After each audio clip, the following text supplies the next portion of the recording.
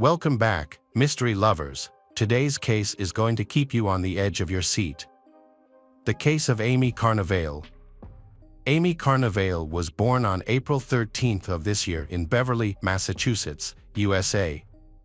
Her father was a science teacher at a local school, and her mother worked as an investment consultant. Amy had a brother, Christopher, who was born 4 years earlier. Their family was very close-knit, supporting each other during difficult times. However, a few years after Amy's birth, tensions began to rise in the family. Eventually, her parents decided to divorce. At the time, Amy was just 6 years old, and the news was a huge shock for her.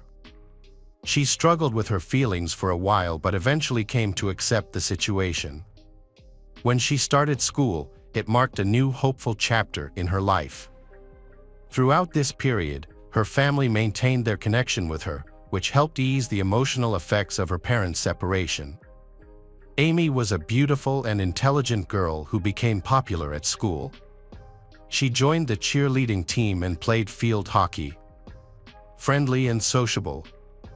Despite her busy social life, she had a deep love for nature and enjoyed spending time outdoors.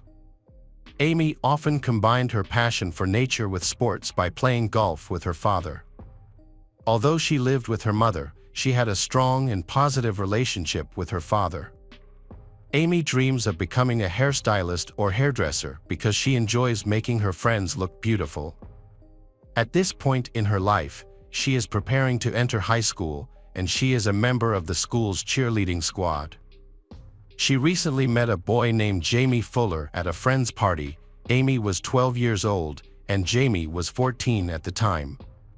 It was well known that Jamie was a difficult person and often disrupted the peace at school. While he wasn't aggressive or malicious, some of his jokes crossed the line. Amy's parents disapproved of the relationship, thinking he was not good enough for her. When they first met, he was a skinny guy.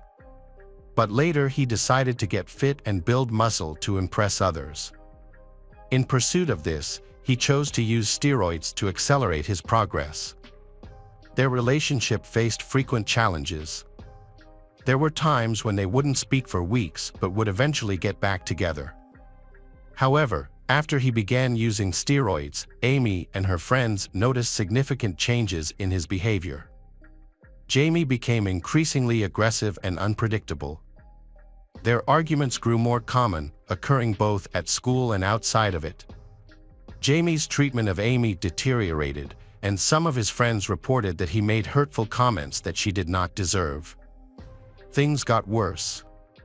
At Amy's age, she didn't know what to focus on in a relationship or how to fight back against her boyfriend's controlling behavior. Jamie acted like he was in charge, trying to control every aspect of her life. Jamie began dictating who she could talk to and wanted to know where she was at all times. He even tried to create conflict between her and her closest friends and family. Jamie became increasingly controlling, telling her what to wear, how to look, and who she could be friends with. He tried to cut her off from school sports teams. Even though Amy complied with his demands, he continued to find new ways to insult and provoke her. Amy's friends often witnessed the humiliation she faced at Jamie's hands. Since 2020, several states have enacted laws classifying manipulative and controlling behavior as a crime. Research shows that this behavior often marks the beginning of a dangerous path that can lead to physical violence or even death for the victim. Unfortunately, at that time, had nothing to charge against him. Despite the fact that her friends were very worried about what was happening, Jamie's behavior became increasingly unpredictable and problems with the law began. In the 90s, he was arrested twice for armed assault on a person. However, due to his age and lack of previous offenses, Jamie got away with it. He also convinced his girlfriend to keep quiet about these incidents. During this time, Amy did not share much about her relationship difficulties with others. She and Jamie frequently broke up and got back together, indicating that their relationship was in trouble. Jamie eventually left and Amy informed her friends of the breakup, but they reconciled soon after. Amy rarely shared her problems, partly because she was raised by her mother, who worked long hours and could not fully deal with her daughter's personal problems. Therefore, Amy kept her feelings to herself. At the same time, they were dealing with housing issues after a long period of renting. During this time, Amy stayed with various friends and lived with Diane Viggers, one of Jamie's ex-girlfriends. Despite this relationship, they became good friends. The situation was expected to improve on September 5, 1991, when Amy, her mother, and brother prepared to move into their new home.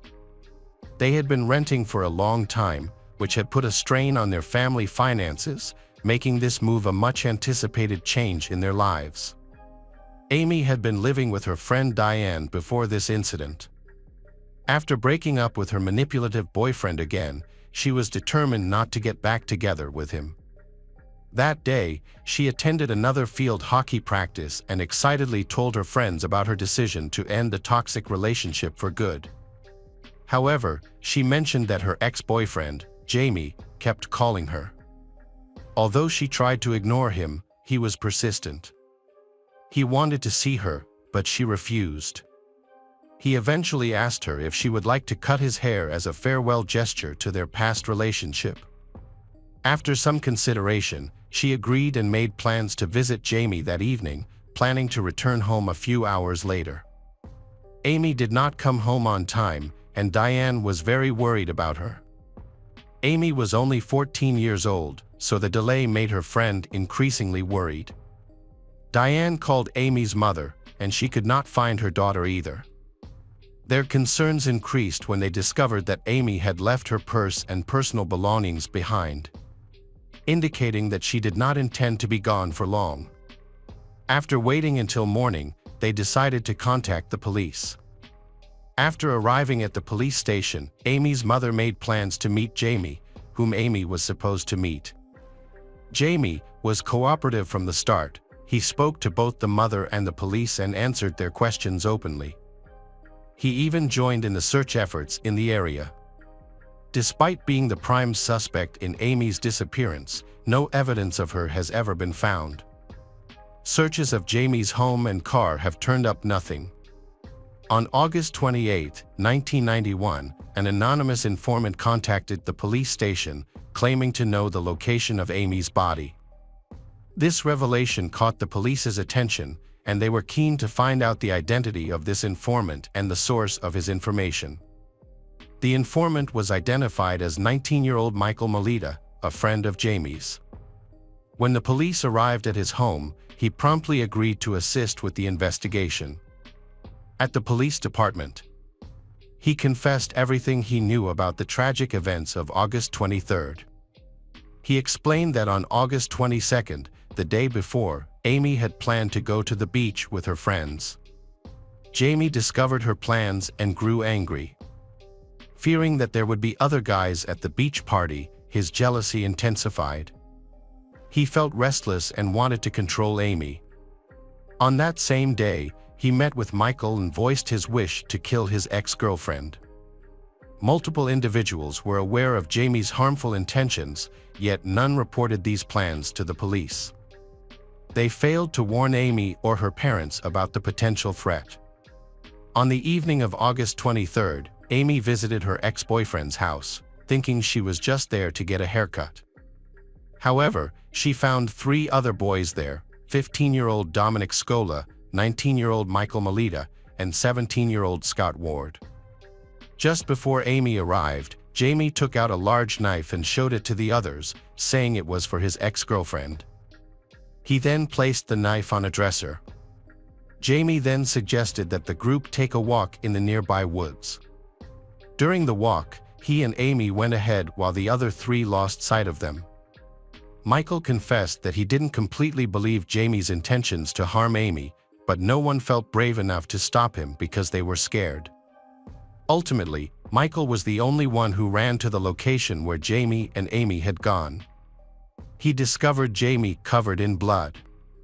Amy suffered multiple stab wounds on her chest, back, and stomach. Despite her injuries, she attempted to get up and escape, but her attacker was relentless. Michael mentioned that he didn't hear her screams until it was too late to help her. After Amy, who had her throat cut, collapsed, she continued to fight for her life. In that moment, she managed to say, "Jamie, I love you," which only enraged her attacker further. Jamie then began to stomp on her head. Afterward, Jamie, covered in blood, returned to his friends and described the events in detail while waving a bloody knife.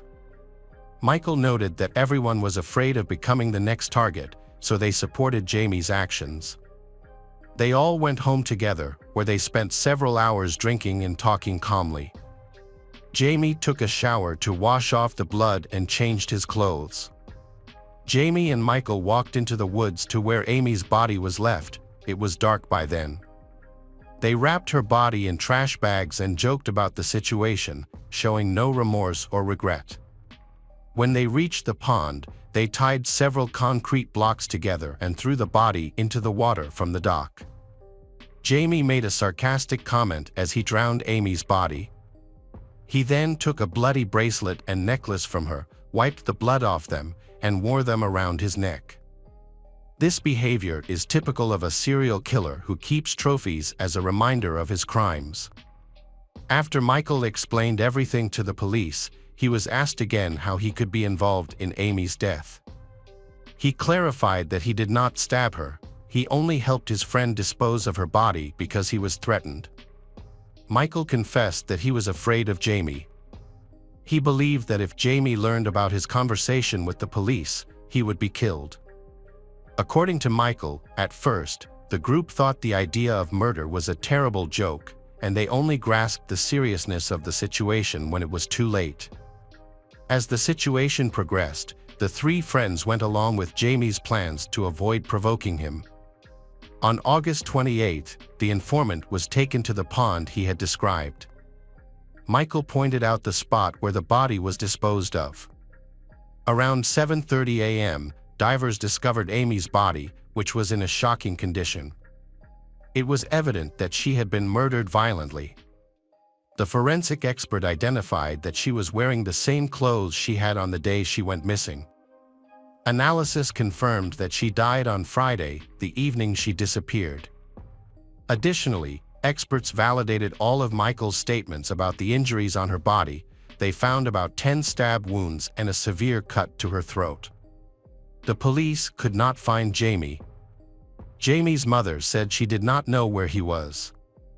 So the police decided to interview the young people that Michael had mentioned. It turned out that they had known about the murder plan for over a year. During this time, the couple frequently broke up and got back together after Amy decided to leave Jamie. He did not want to let her go because he could not allow her to be with someone else. Therefore, in the end, he decided to kill her. As the police questioned the young men, more disturbing details about the case emerged. Just before they broke up, Amy had told her boyfriend that she was pregnant. He was upset by the news, especially since Amy had intended to keep the baby. Jamie was furious and even gave money to friends to attack Amy, hoping she would lose the baby. He wanted to avoid the responsibility of being a father, but his friends refused to help him. One of Jamie's friends recalled Jamie shouting that Amy had never agreed to terminate the pregnancy. Jamie eventually decided to take action against her.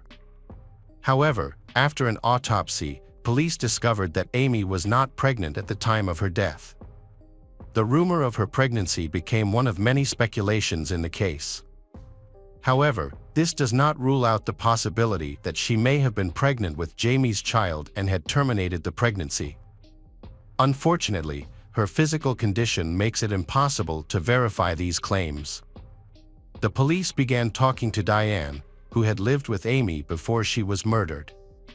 It turned out that Diane was Jamie's ex-girlfriend and had gone through the same problems in her relationship with Jamie as Amy had. Diane completely empathized with Amy's experience in a toxic relationship. Diane had also faced abuse and pressure from Jamie, but she had successfully escaped the situation unscathed. Unbeknownst to her, Diane had known about Jamie's plan to kill Amy shortly before Amy moved in with her.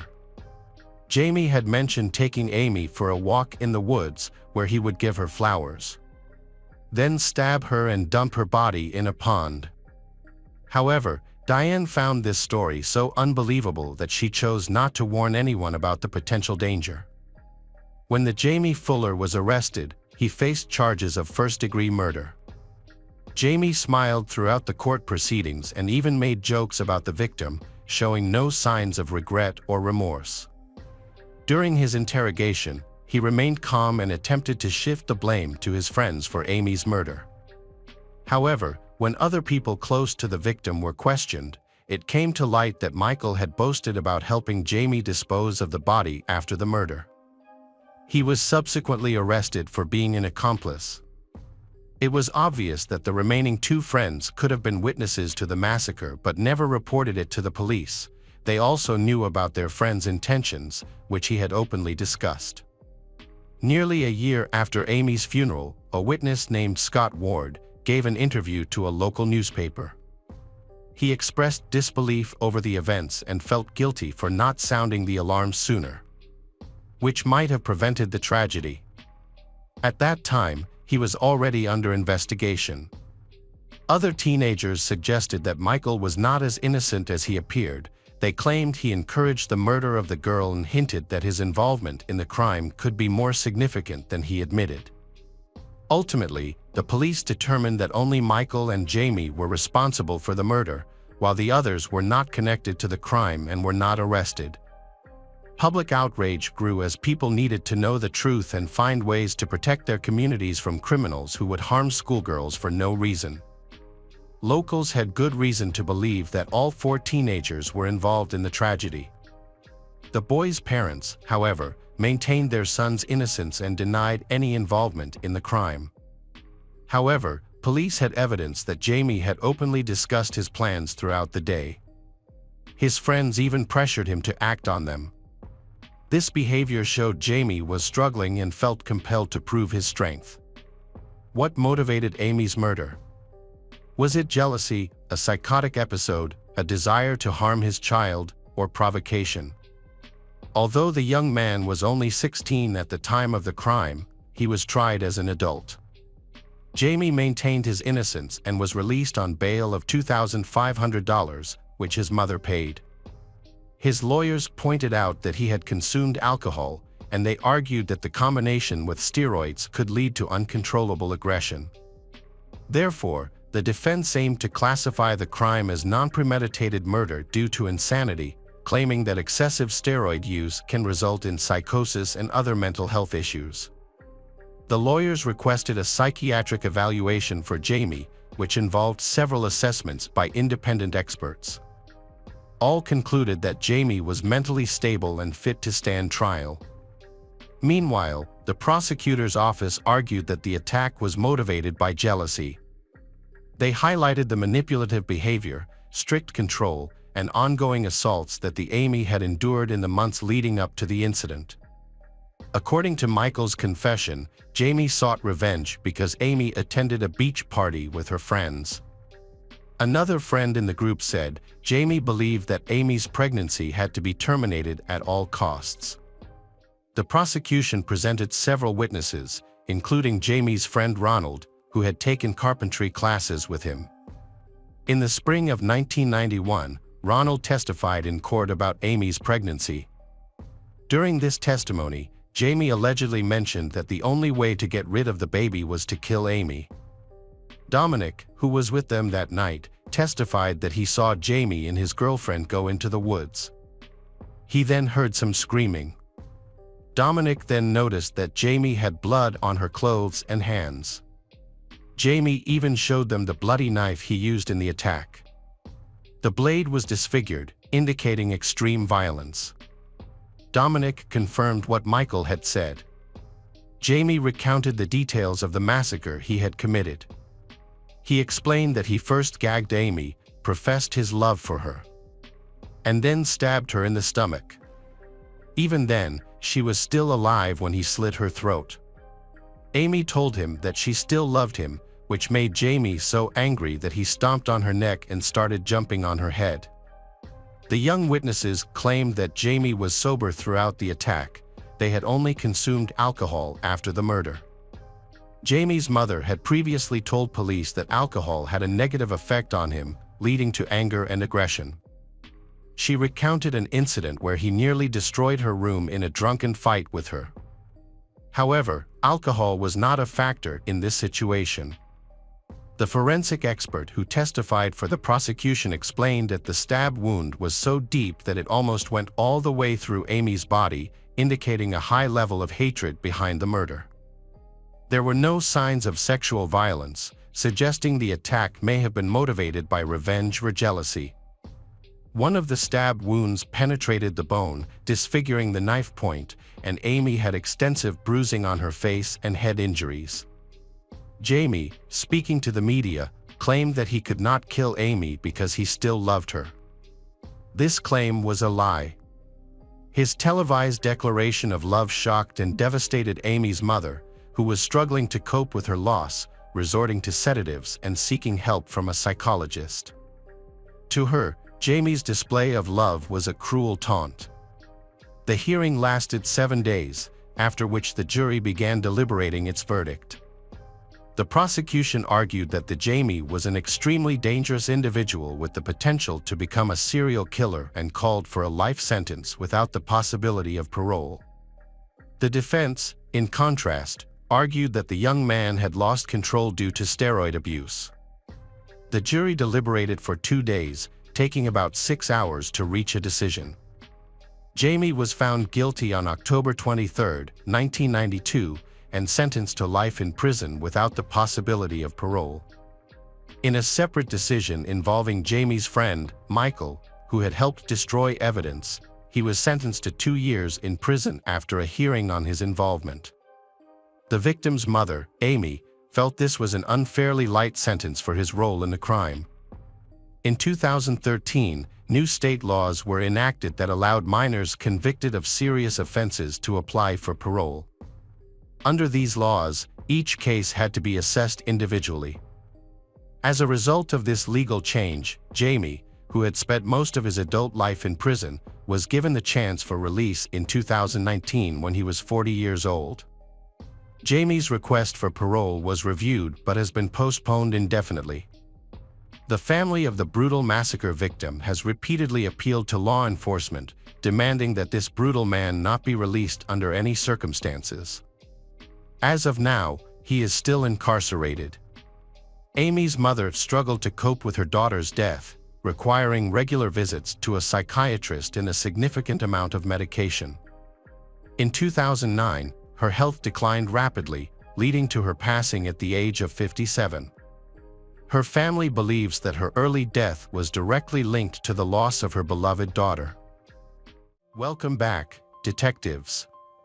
Let's dive into another horrible case. The case of Chris Watts. Shanann and Chris Watts. The two met in 2012 and were both from North Carolina, with Shanann from Aberdeen and Chris from Spring Lake. They got married on November 3, 2012. Chris's parents, Cindy and Ronnie Watts, did not attend the wedding due to their strained relationship with Shanann. Cindy later explained that she didn't get along with Shanann and felt she treated her son poorly.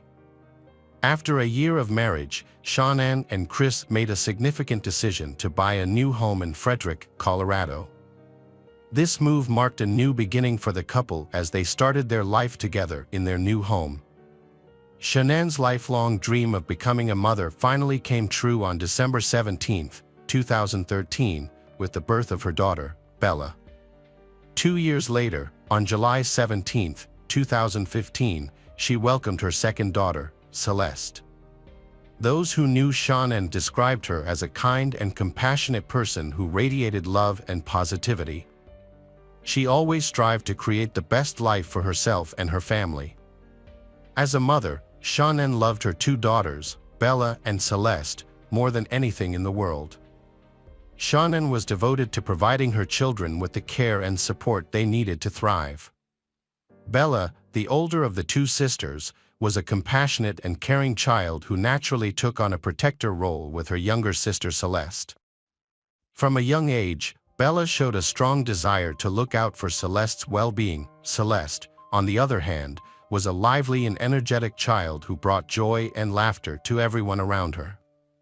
Shannon was active on social media, using it to share videos that showcased her personality in daily life. Her friends and family enjoyed these videos, which often featured her husband Chris and their daughters. In her posts, Shannon frequently expressed her deep love and gratitude for Chris. While Shannon's loved ones admire their happy marriage, they also noticed that Chris tends to be reserved and not easily approachable. However, because Shannon clearly loves him, they respect his presence in Shannon's life. In June 2015, Shannon and Chris Watts faced severe financial difficulties and decided to file for bankruptcy. The couple struggled with a large mortgage, car payments, loans, and medical bills, in addition to a substantial amount of credit card debt. At the time, Chris worked at Anadarko Petroleum, while Shannon was employed at a hospital call center. A year later, in 2016, Shannon began a new career as a consultant for a multi-level marketing company called Lavelle, where she sold a nutritional supplement called Thrive, which was delivered through a patch. Her colleagues say Shannon is passionate about her work, with one colleague describing her as having a charisma that makes everyone feel welcome and supported. Although Shannon was happy with her life with Chris and their two daughters, she had always dreamed of having a third child, a baby boy, to complete their family. Her wish was granted in spring 2018, when she discovered she was pregnant for the third time. Elated by the news, Shannon planned a surprise for Chris. She waited for him to return home on May 28. Chris walked into the room, not knowing the surprise that awaited him. When Shannon revealed that she was pregnant with a baby boy. After hearing the news, both Chris and Shannon were overwhelmed with joy. They decided to name their unborn child Nico. During the summer of 2018, while pregnant with Nico, Shannon visits her family in North Carolina. Chris stays behind in Colorado for work. While in North Carolina, Shannon takes her daughters to visit Chris's parents, Cindy and Ronnie. During the visit, Cindy offers Celeste a snack. Despite knowing that Celeste has a severe nut allergy, Cindy gives Celeste a snack containing peanuts. This incident upsets Shannon, who feels that Cindy has put Celeste's life in danger. Shannon was upset and sent a text message to Chris expressing her frustration. She told him he should call his dad and tell him how he felt about his mom putting their daughter's safety at risk that day.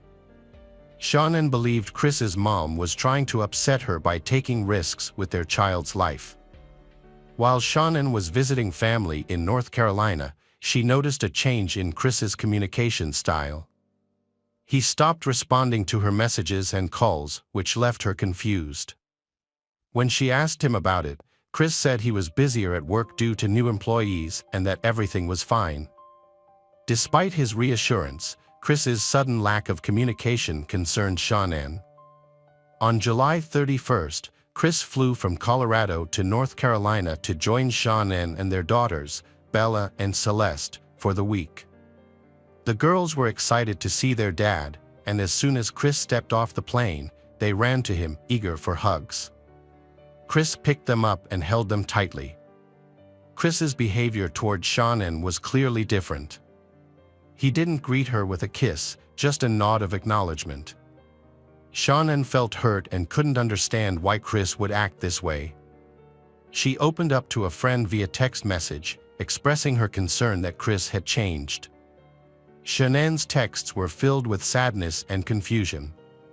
She told her friend that Chris was ignoring her, and they were barely communicating, even when they were in the same room. Instead of talking face-to-face, they were exchanging messages on their phones.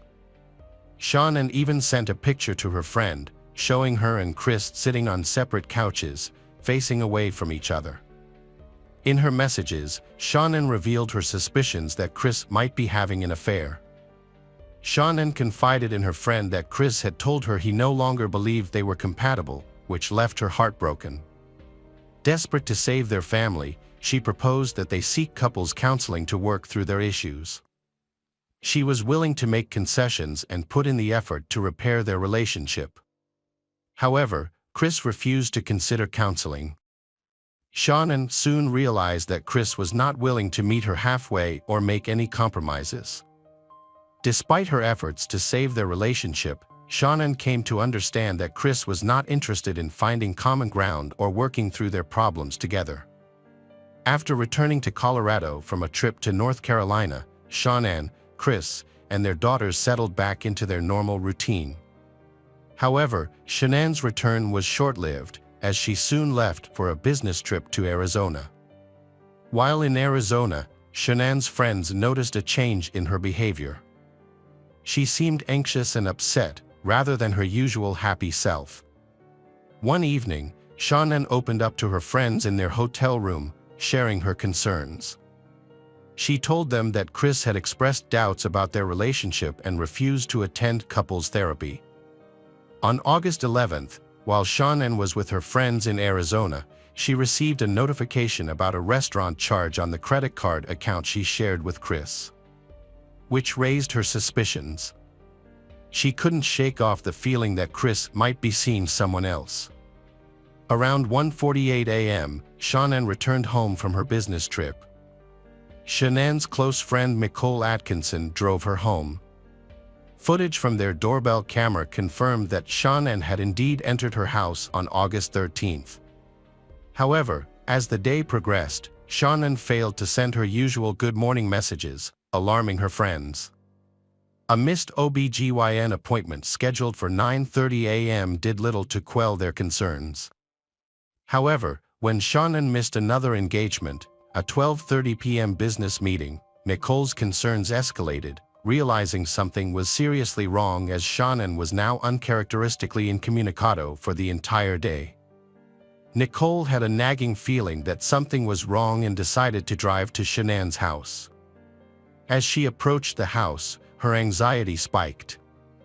Shannon's truck was parked in the garage, which was very unusual. Nicole went to Shannon's house and knocked on the front door, hoping Shannon would answer and explain that she was just tired from her flight the day before. But Shannon didn't respond. Nicole contacted Shannon's husband, Chris, to see if he knew where she was. Chris told her not to worry, thinking that Shannon might have taken their daughter to visit a friend. However, this explanation did not make sense. Shannon didn't have any plans to meet up with her friends, and they were starting to get concerned. They told Chris that they were going to report Shannon and their daughters, Bella and Celeste, missing to the police. Chris didn't want to involve the police, but Nicole was worried about her friend and decided to call 911 to report them missing. When the police arrived at Shannon and Chris's house, an officer from the Frederick Police Department spoke with Nicole. The officer's body cam footage showed that Nicole was clearly distraught about her missing friend.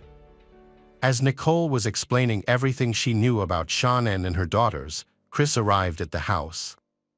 However, unlike Nicole, he didn't seem particularly worried about their disappearance. During the search of the house, the officer found Shannon's purse, which was surprising since she and her daughters were missing. Inside the purse, the officer discovered medication for Shannon and her two daughters, which added to the concern. The discovery of the purse made Nicole even more anxious, but Chris remained calm. The officer also found Shannon's wedding ring, left on the bedside table, which seemed unusual given the circumstances. The officer and Chris then went to a neighbor's house to review footage from their security camera. The camera's angle captured part of the driveway and garage of Shannon and Chris's house, which might provide some clues. Chris can be seen on footage opening the garage door and leaving his home at 5:28 a.m. While reviewing the footage, Chris's behavior changed dramatically, appearing nervous and agitated. His neighbor even commented on Chris's unusual behavior, expressing doubts to the officer about Chris's actions. Chris's reluctance to join the search for his missing wife, Shannon, and their daughters, Bella and Celeste, raised concerns with Shannon's friends. They found it incomprehensible that Chris was not worried about his family's disappearance. As the investigation continued, officers went door to door in the neighborhood, asking residents if they had seen Shannon or anything out of the ordinary. The search for Shannon, Bella, and Celeste intensified the next day, with the FBI and the Colorado Bureau of Investigation joining the effort. The Boulder Police Department also provided cadaver dogs to aid in the search, both on the property and inside the house. As officers searched the home, one handler observed that the house had a strong smell of cleaning solutions and appeared unusually clean.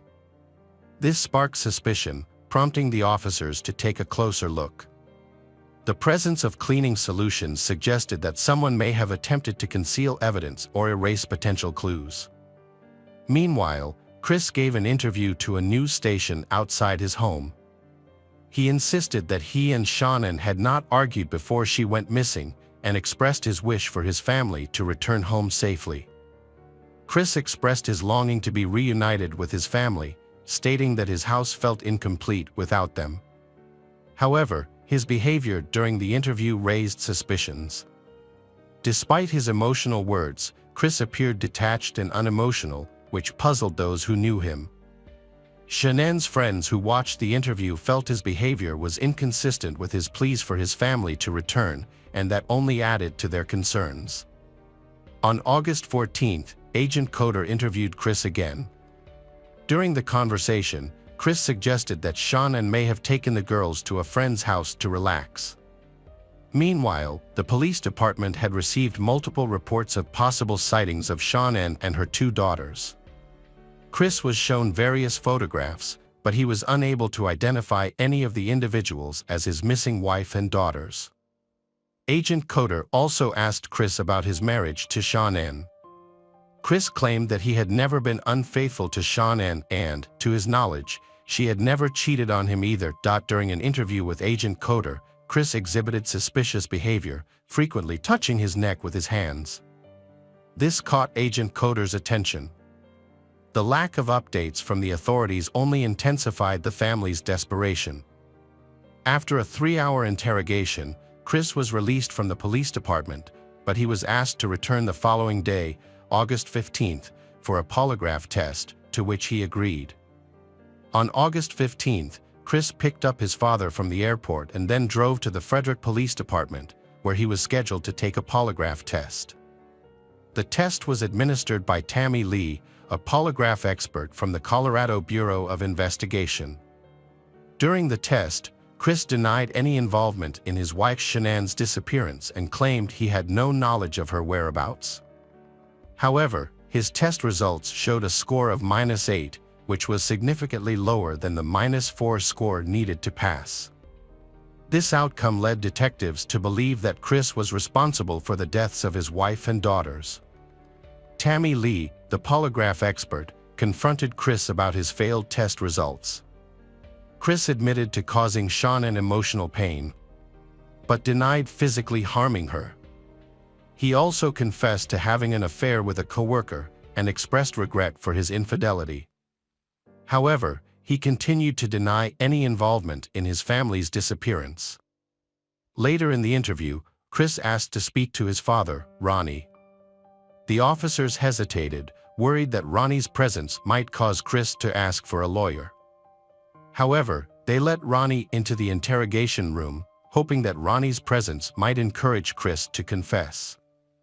When Ronnie arrived, Chris told his father that he had killed Shannon, claiming that he did so because Shannon had harmed their daughters, Bella and Celeste.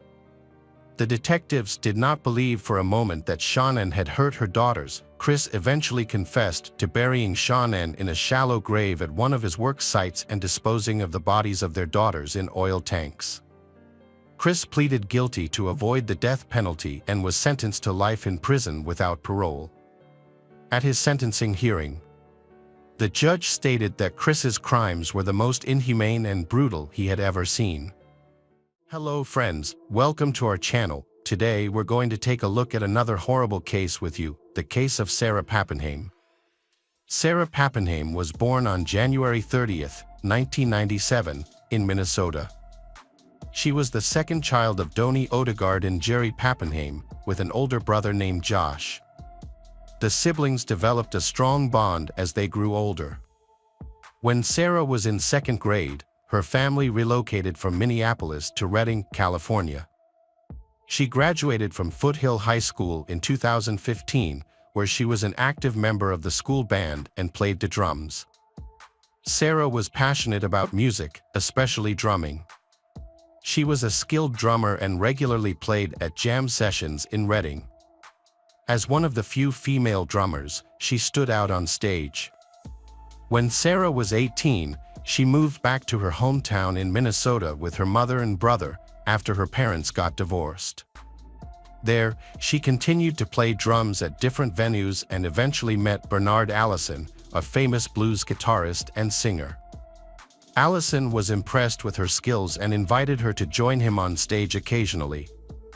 By the time Sarah turned 19, she had become a local celebrity among blues fans, known for her bright smile, which earned her the nickname Ronald McDonald. Meanwhile, her brother Josh was struggling with depression and mental health issues after their parents' divorce. Tragically, on an ordinary day in February 2016, the police arrived at their doorstep and delivered devastating news to Sarah's mother.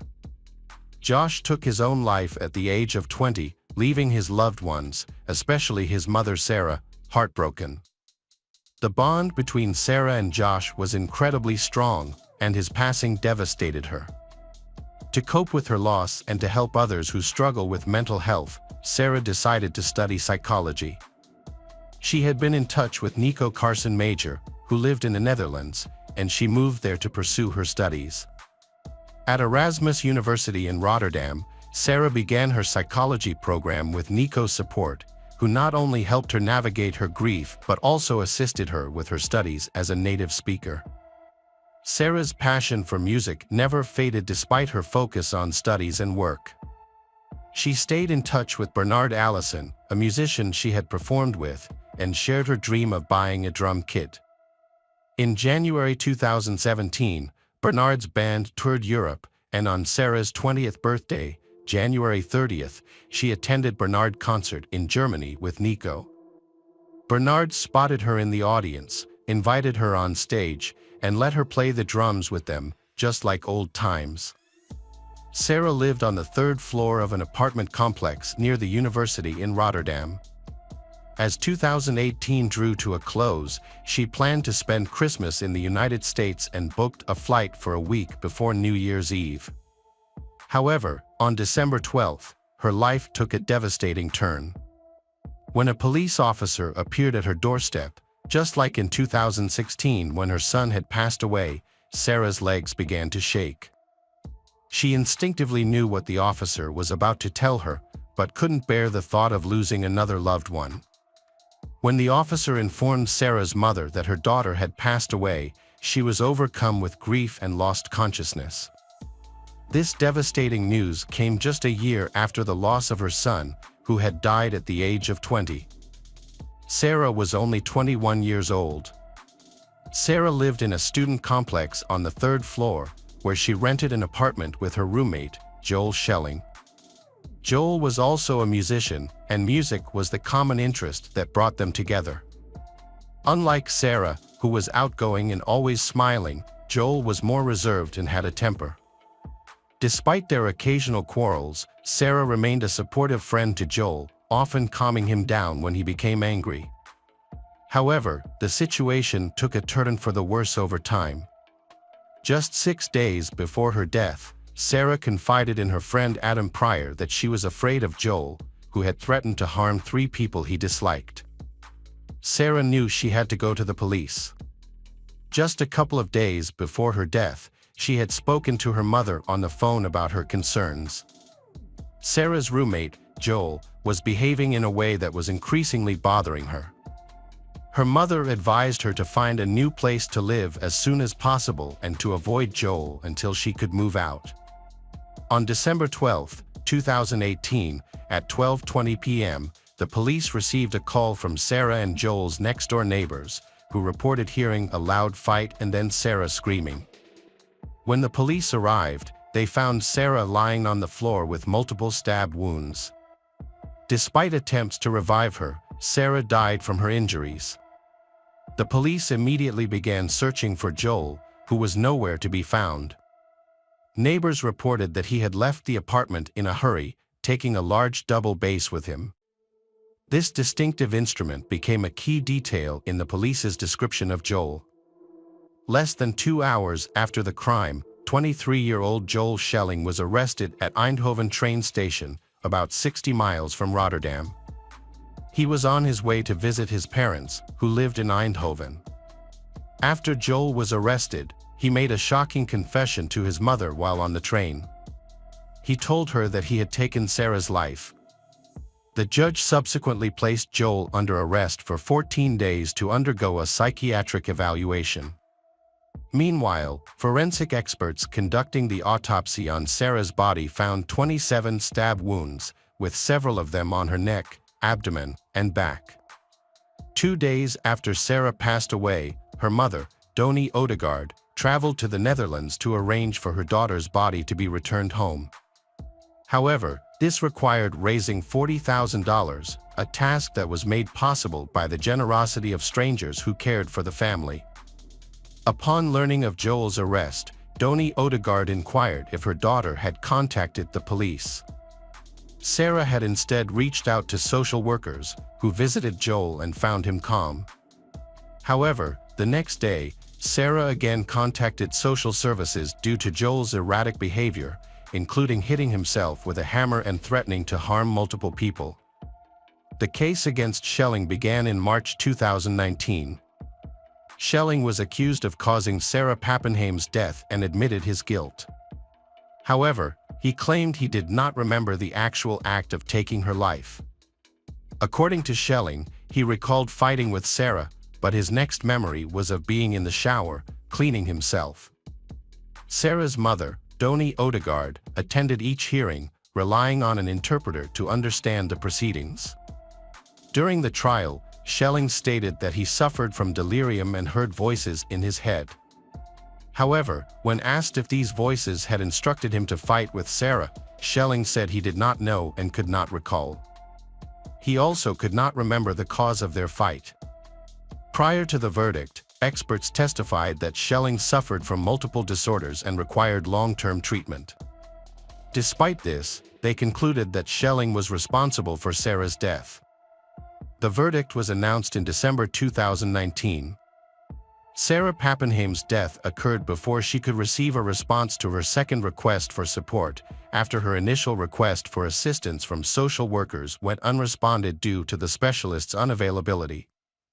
The medics concluded that Schelling was aware of the initial fight and scuffle with Sarah and had the opportunity to either stop the altercation or grab the knife. By choosing the latter, he should be held accountable for his actions.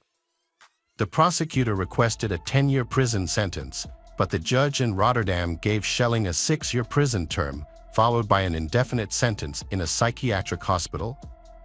The court reduced the sentence from 10 years due to Schelling's relatively young age and his significantly diminished mental capacity at the time of the crime. This means that the court did not consider Schelling fully responsible for his actions. When handing down the sentence, the court released a detailed explanation stating that, although the crime was severe and unpredictable, Schelling's serious psychological disorders made it likely that he would commit another violent crime. The court noted that Schelling suffers from chronic psychological disorders that require ongoing treatment in a clinical setting. The court viewed psychiatric detention as a punitive measure for Schelling, who has expressed a willingness to undergo treatment for depression and other disorders.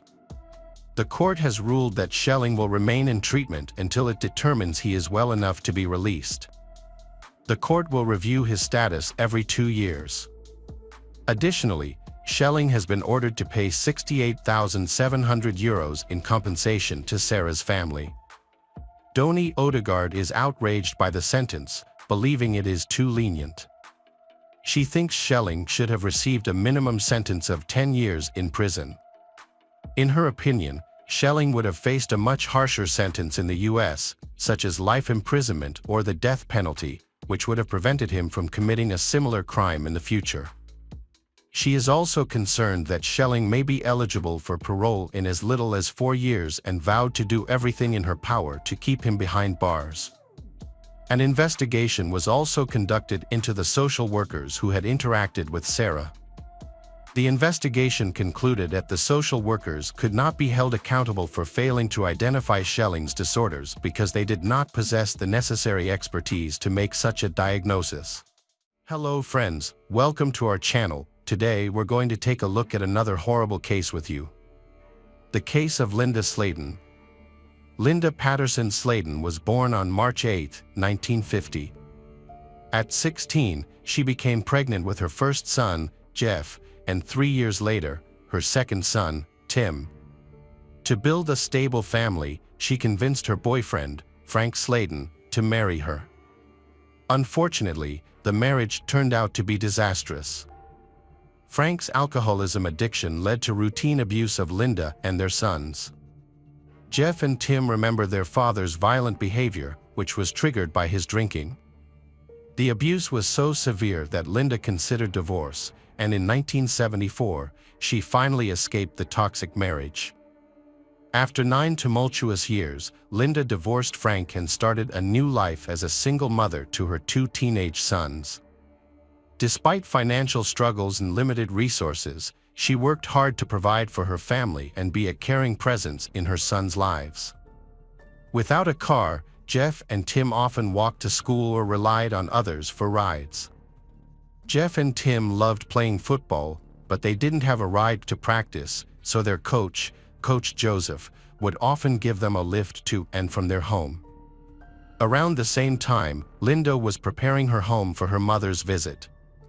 She wanted her mother to move in, hoping her presence would help tidy up the house and make it feel more welcoming. Linda's sister Judy would often visit her, and they would spend their time chatting over coffee. However, on September 4, 1981, Judy arrived at Linda's apartment around 8:30 a.m. to find something shocking. The night before, on September 3, 1981, Jeff had come home from football practice to find no food, so he went to his grandparents' place. He returned home around 9:30 p.m. to find the house empty. Later, around 11:30 p.m., Linda and her younger son Tim came home. Linda had been at a neighbor's place playing cards, and before that, she had done some household chores. Jeff saw his mom doing the dishes, while Tim went to bed. Jeff apologized to his mom for their earlier argument, and they made up before Linda said goodnight to her boys. Jeff's last words to his mother were, "I love you, Mom, I'll see you tomorrow," but tragically, that would be the last conversation they would ever have. On September 4, 1981, at around 8:30 a.m., Judy visited Linda's apartment. When she knocked on Linda's bedroom door, there was no response. This was unusual, as Linda typically woke up before the boys left for school. Judy thought maybe Linda was still asleep, but as she turned to leave, she noticed something odd. The window in Linda's room was open, and the sheet that usually covered it was missing. Judy's concern grew, and she knocked on the door again. This time, she opened it and was met with a horrific sight: Linda's lifeless body on the floor, a wire clothes hanger wrapped around her neck. Linda was partially undressed, and her cupboard was wide open, but there were no signs of a struggle. Everything else in the room was in its usual place. Judy's scream alerted a nearby caretaker, who immediately called 911. Within minutes, the police, news reporters, and medical services arrived at the scene. The area was quickly cordoned off. Tim and Jeff were abruptly awakened by police officers, who then asked them to leave their home, which had become a crime scene. Jeff managed to avoid seeing his lifeless mother by passing by her room quickly, but Tim caught a glimpse of her for the last time. The 2 boys were subsequently sent to live with their grandparents while the investigation continued. Tragically, their mother, Linda, had been murdered at the age of 31. As soon as the boys had left, Sergeant Edgar Pickett of the Lakeland Police Department arrived at the crime scene to take charge of the case. He played a crucial role in the investigation and discovered vital evidence. Upon beginning his examination of the scene, Sergeant Pickett found several fingerprints in Linda's bedroom. While most belonged to the victim, one print did not match Linda's appeared. A palm print was discovered on the windowsill of Linda Slayton's bedroom, the same window that was missing a sheet, sparking an investigation into her death. An autopsy revealed multiple bruises and marks on her arms, shoulders, and neck, and her partially naked body suggested possible sexual assault. The autopsy results confirmed that Linda was brutally beaten, sexually assaulted, and then strangled to death with a metal clothes hanger from her own closet. The palm print found on the windowsill was a crucial piece of evidence, but unfortunately, forensic DNA analysis was not available at the time. As a result, the police had to explore Linda's family tree to identify potential suspects. The primary suspect was Frank Slayton, Linda's ex-husband, who had a history of aggression and abuse. In 1975, during their divorce, Linda described Frank as having an aggressive nature and being neglectful of his family. He was brought in for questioning, but an alibi checked out, placing him at home in Alabama on the night of Linda's murder. The police also had other individuals in mind. One of them was Jeff Slayton, Linda's son. The reason for this was a heated argument between Jeff and his mother that occurred before her murder. As the eldest son, Jeff had a complex relationship with his mother, having grown up in a household with an abusive father and later a single mother. Although Jeff and his mother frequently argued, they always managed to make amends. On the night of the murder, Jeff had made up with his mother before going to bed. When questioned by the police, Jeff passed 2 polygraph tests, which led to his name being cleared from the list of suspects. By September 2001, the police were struggling to find new leads in the case, nearly a year after the murder. However, things took a turn when they received information about a 24-year-old man who was reportedly involved in a similar crime, reigniting their investigation. Jimmy Ulmer was a suspect in Linda's murder case due to a previous crime where he attempted to abduct a 10-year-old girl through her bedroom window. A police check revealed that Ulmer had received an 80-year prison sentence, and his crimes bore a striking resemblance to Linda's case. Furthermore, Ulmer had been living in the same apartment complex as Linda at the time of the murder. The evidence against him made Ulmer the prime suspect, but he died during the investigation, making a DNA match impossible without exhuming his body. Fortunately, Ulmer's mother allowed the authorities to collect a DNA sample from him, but the results did not match. With Ulmer ruled out, the investigation turned to other potential suspects, but no one was ever charged.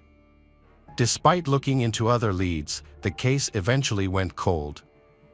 The Slayton brothers, Linda's children, were now left to cope with the loss of their mother, relying solely on their grandparents, Clarence and Margaret Harris, for support. After Linda passed away, her family held a funeral and gradually returned to their normal routines. Her sons went back to school, and as time went by, they began to heal and move on from what had happened. Tim eventually started playing football again, and he found comfort in the support of his teammates and coach Joseph, who would often give him rides to and from practice. Tim put up a photo of his team in his bedroom, which became a source of motivation for him to keep moving forward and overcome his challenges. After their mother's death, the young Slayton brothers grew into men who built loving families of their own. Jeff got married and had 2 children, while Tim also started a family. As the years passed, both brothers regularly checked in with the Lakeland investigators to see if there were any updates on their mother's case. By 1998, Sergeant Edgar Pickett had left the case, and a new investigation team took over. Detective Brad Grace was assigned to the Slayton case and began reviewing the evidence.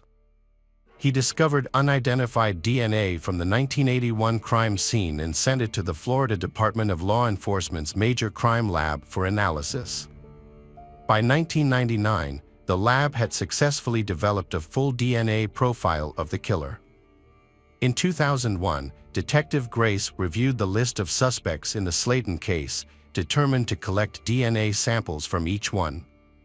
He arranged a meeting with the Slayton brothers and collected their DNA samples, which were sent for further testing. However, the results revealed no match with the DNA profile of the suspected murderer. After clearing Jeff's name, Detective Grace turned his attention to Frank Slayton. Frank had since quit drinking and appeared to have overcome his aggressive tendencies, even reconnecting with his sons, Tim and Jeff. Frank agreed to submit his DNA for testing, but it did not match the DNA profile. Detective Grace attempted to find a match for the unidentified DNA profile by submitting it to the FBI's National DNA Database in 2005. Over the years, he eliminated dozens of suspects through DNA evidence, but he retired in 2015 after 17 years on the case. The case was then assigned to new detectives, Tommy Hathcock and Russell Hurley. Detective Tommy made a significant breakthrough in the investigation 3 years in, when they discovered that the Florida Department of Law Enforcement had developed a cutting-edge technology that could help identify unidentifiable DNA. She immediately sent the unidentified DNA from the Slayton case to a genetic genealogist, who uploaded it to a public genealogy website called GeneMatch. The website, run by Moore, produced a list of people who shared DNA with the killer.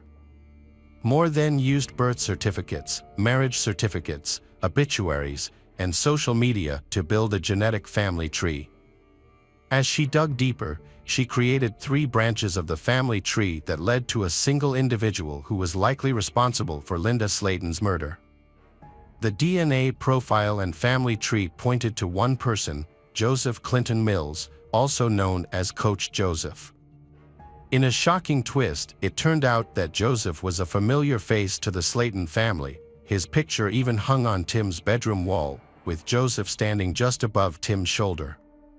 Upon learning the killer's name, detectives Tommy and Russell began investigating Joseph Mills' background. They uncovered a history of crimes, including grand theft committed through forging a will. Although Joseph was never charged for this crime, the police had collected his palm and fingerprints. Significantly, a palm print matching Joseph was found on the windowsill at the crime scene by Sergeant Edgar Pickett. The family of the deceased might finally find closure in a cold case that had been open for over 40 years. To confirm their suspicions, investigators compared the palm prints taken from Linda Slayton's windowsill in 1981 to the suspect's palm print and found a match. However, they still needed to compare a recent DNA sample from the suspect to the DNA evidence from the Slayton case. To do this without alerting the suspect, detectives decided to obtain his DNA for testing without his knowledge. To gather evidence, investigators took garbage bags from Joseph Mills's house and searched them at the police station for items that could contain his DNA. While sorting through the trash, they found a piece of medical adhesive tape in one of the bags and sent it to the crime lab for testing. As they awaited the DNA results, the detectives looked into Joseph's private life. He was a 58-year-old married man with children and grandchildren who had spent most of his life in Kathleen, Florida, just 30 minutes from the crime scene. 2 weeks later, the crime lab results came in, revealing that the unknown DNA found at the scene matched the DNA on the medical adhesive tape. In December 2019, detectives arrested Joseph and brought him in for questioning. It was discovered that Joseph was only around 20 years old when he committed the crime in 1981. Police had spoken to him over the phone just a day after the murder, but Joseph had told investigators that he had dropped the victim off after football practice on the night of September 3, 1981, the evening before the murder. The police did not initially suspect Joseph, but he eventually became a person of interest. During questioning, Joseph claimed that Linda Slayton had invited him over for consensual sex. However, investigators thought this was a fabricated story. They suspected that Joseph had actually targeted Linda before the night of the murder, partly because he had frequently given her son, Tim, rides to and from football practice, and also because he had been seen lingering around the Slaytons' residence. according to Joseph's statement, on the night of September 3, 1981. After dropping Tim off at his house after football practice, Joseph returned to the Slaytons' residence when no one was home. He broke in through Linda's bedroom window and hid in her closet until she went to bed. Once she was asleep, Joseph emerged from the closet, beat, sexually assaulted, and ultimately strangled Linda using a wire hanger from her closet. Joseph Mills was found guilty of first-degree murder and sexual battery. During his sentencing, family members of the victim, Linda Slayton, confronted him and demanded to know why he committed the crime. However, Joseph failed to provide any explanation or apology, simply stating, "I am a good person." The judge sentenced Joseph to life in prison without the possibility of parole. Although the Slayton family found some comfort in knowing that Joseph will spend the rest of his life behind bars, they were still outraged that he was able to live freely for so many years while they suffered without their mother.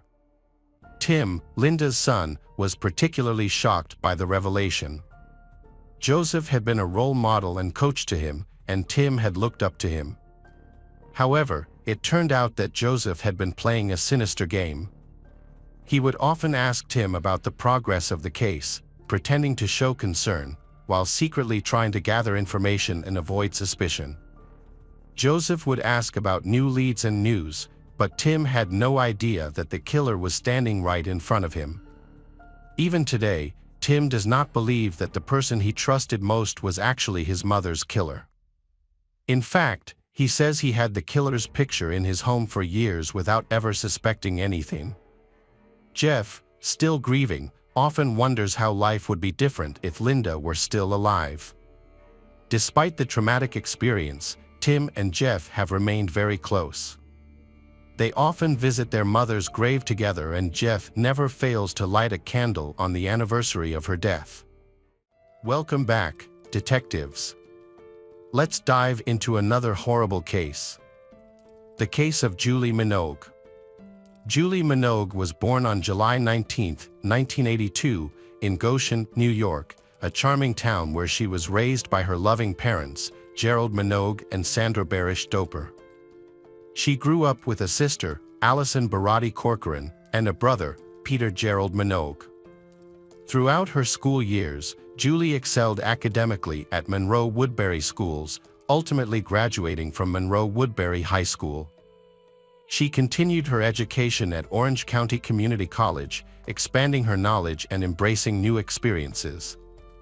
After completing her education, Julie Manogue became a dedicated medical assistant at Coastal Obstetrics and Gynecology in Connecticut. Julie prioritized an active lifestyle, enjoying running and walking to stay energized. She had two sons, Nicholas Keith Turner and Sean Michael Turner. Although the details about her marriage and husband are unknown, she has a strong bond between her and her sons. Julie Manogue found love again in 2017 with Ewan Anthony DeWitt from Roxbury. Together, they welcomed a son, Luke Anthony Manogue, in 2019. However, their relationship eventually fell apart, causing them to divorce. In 2021, she moved into an apartment on Salem Walk in Milford with her sons, putting their happiness first. By 2022, Julie's eldest son, Nicholas, was 21 and had bravely served in the Coast Guard. Her middle son, Sean, was a 17-year-old high school senior. Luke, her youngest son with Ewan, was 3 years old and brought joy to their household. Julie was 40, and life seemed to be going well for her and her 3 boys. However, tragedy struck her family. On the night of December 6, 2022, 17-year-old Sean Manogue was awoken by terrifying screams. At first, he thought the noise was an echo from the neighbor's house, but the crying became louder. Realizing something was terribly wrong, Sean rushed downstairs, concerned for his mother's safety. As he descended into the darkness, he caught a man wielding an axe, and his mother lying on the floor, covered in blood. Amidst the chaos, Sean heard the haunting words, "You didn't believe me," echoing in his mind. Sean quickly ran upstairs, locked his door, and called 911 to report the incident. He placed a chair behind the locked door and opened his window to seek help. Shortly after, he could hear the sound of sirens and people approaching. When he heard the police voice, he mistakenly thought there was an intruder, so he jumped out the window. The officers found the frightened teenager and ensured his safety. Meanwhile, police officers entered the kitchen and discovered Julie Manogue lying on the floor in a pool of blood. Her face and skull had severe cuts. A large axe was found on the stove, indicating the severity of the crime. In the living room, Julie's 3-year-old son Luke was found sitting on the couch, seemingly in shock. He was unresponsive, neither crying nor speaking. An officer stayed with Luke and provided comfort until more police officers arrived at the scene. Following Julie's tragic death, her body was taken to the medical examiner's office for a thorough examination. After a meticulous autopsy, the medical examiner determined that the cause of her death was the severe chopped wounds and impact injuries to her head, torso, and extremities.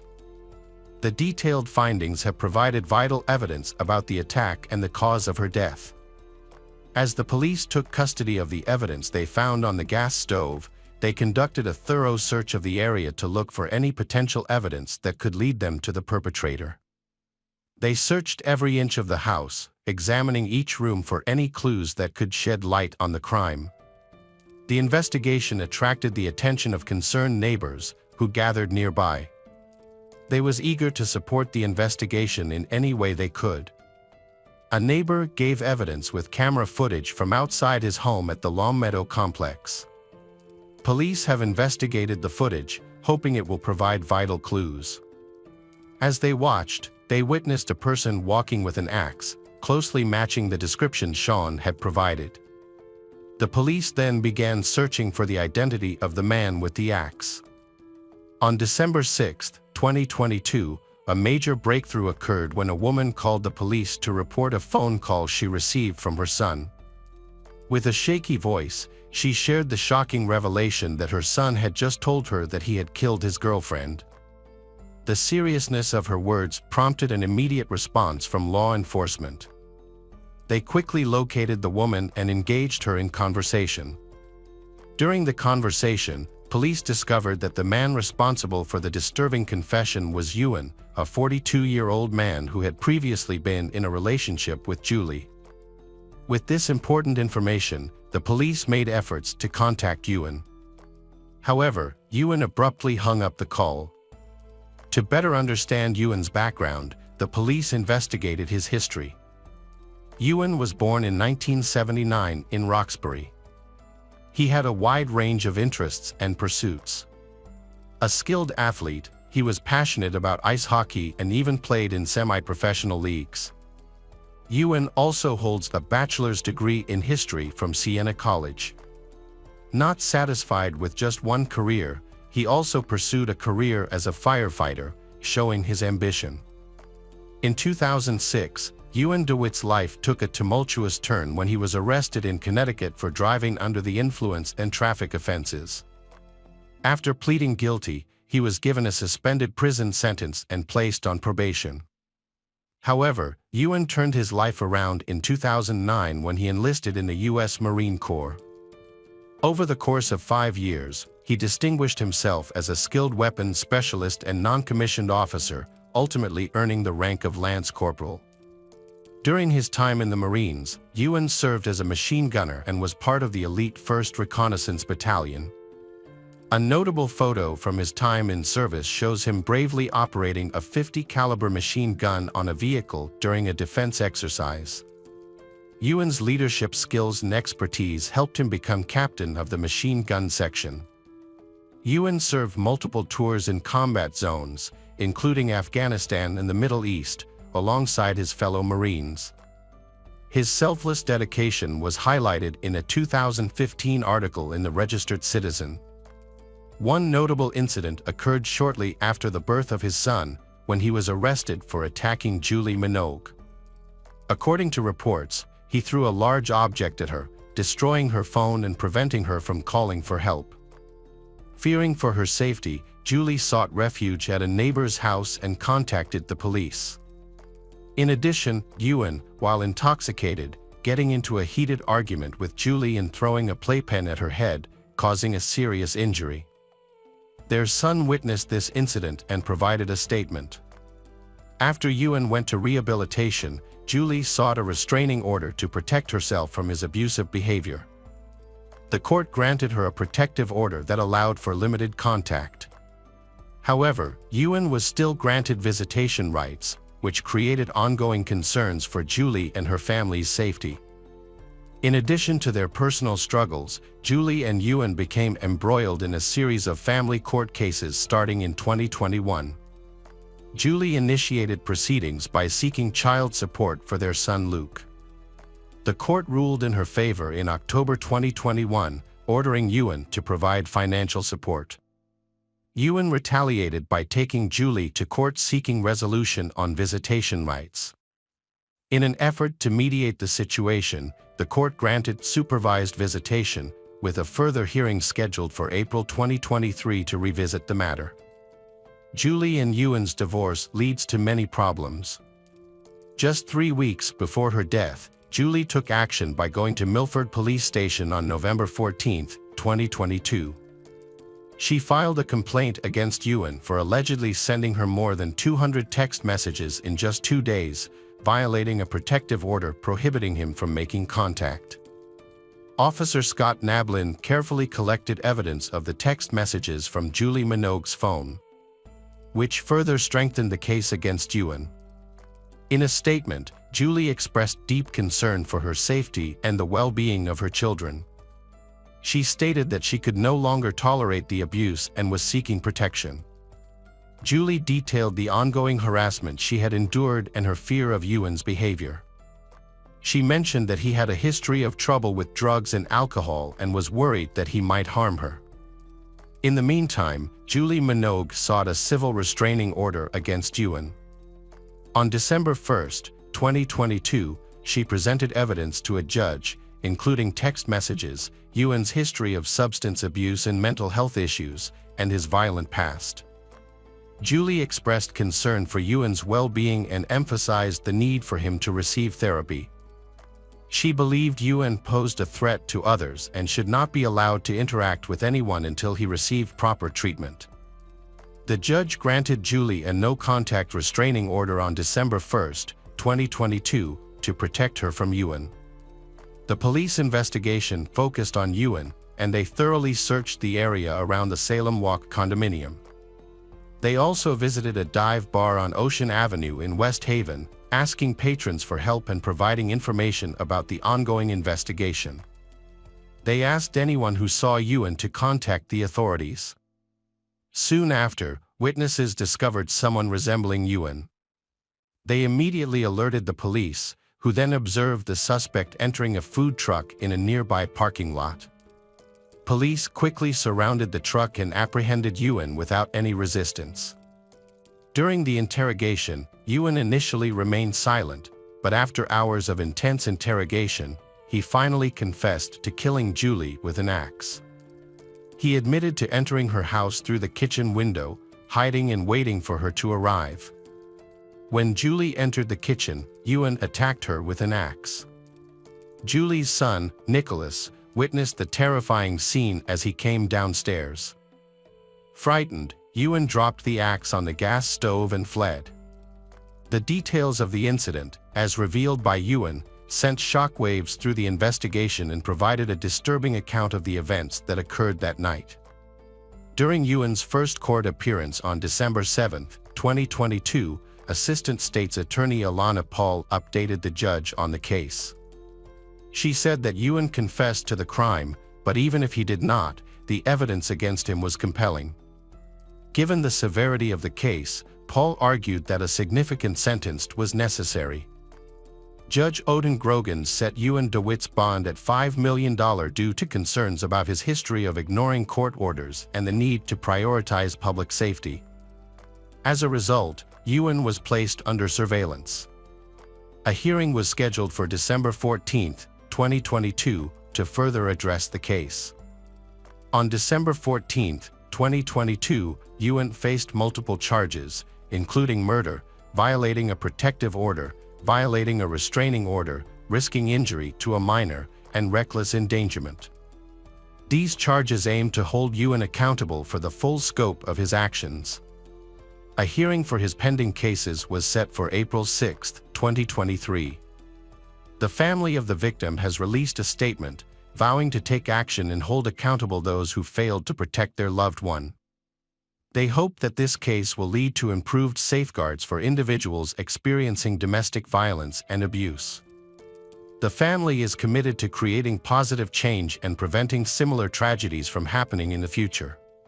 Hello friends, welcome to our channel. Today we're going to take a look at another horrible case with you, the case of Scott Ponder. Scott Dean Ponder was born on February 7, 1973, to a loving family.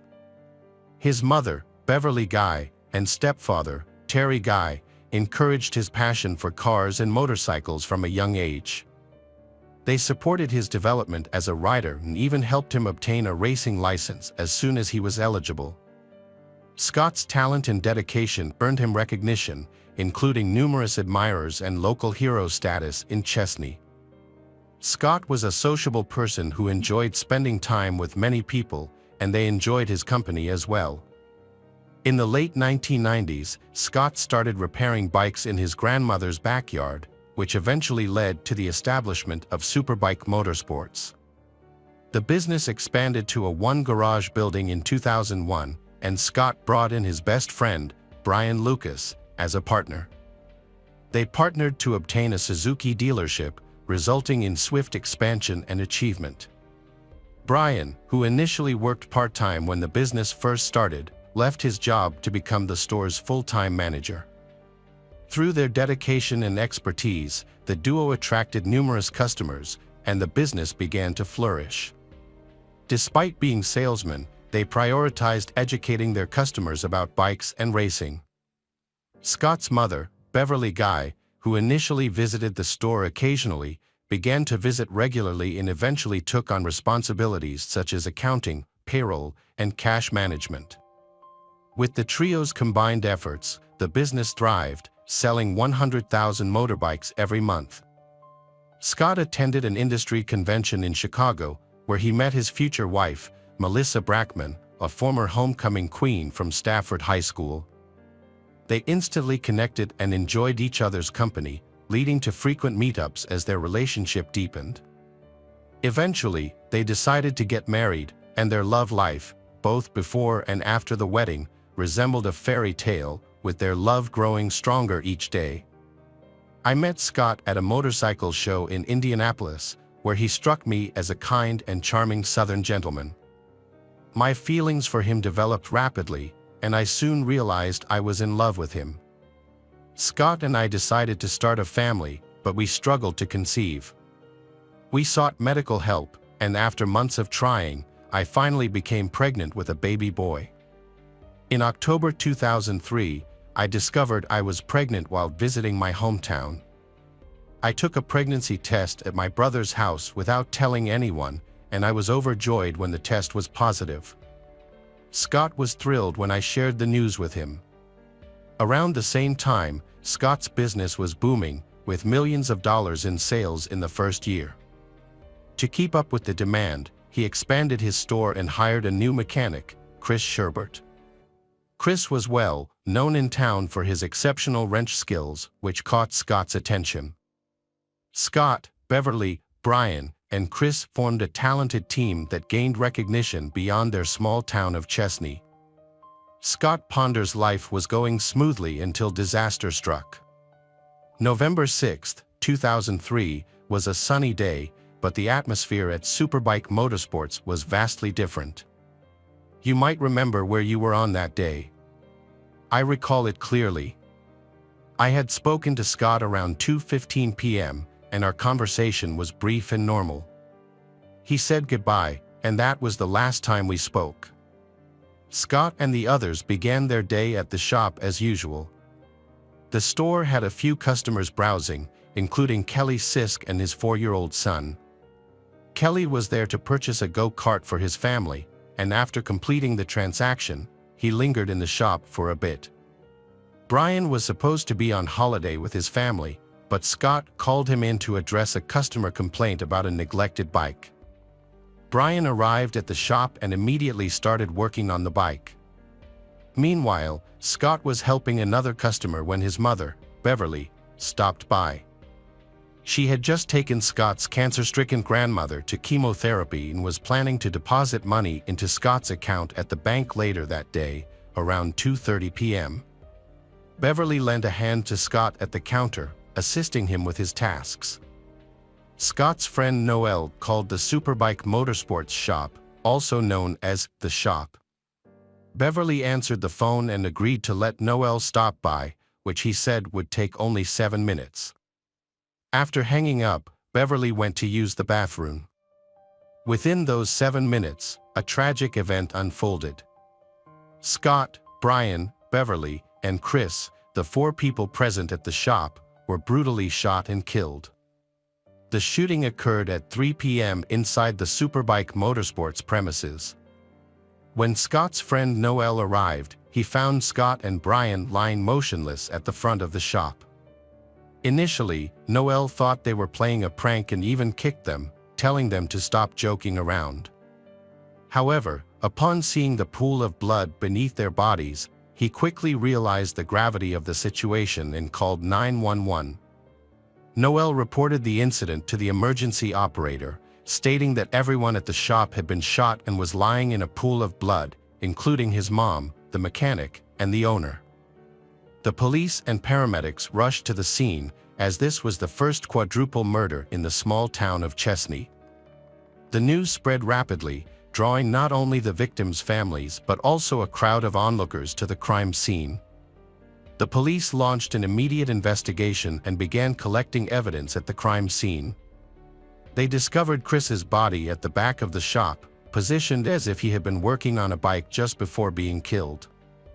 Beverly's body was found inside the shop, near the bathroom, suggesting she was ambushed as she exited.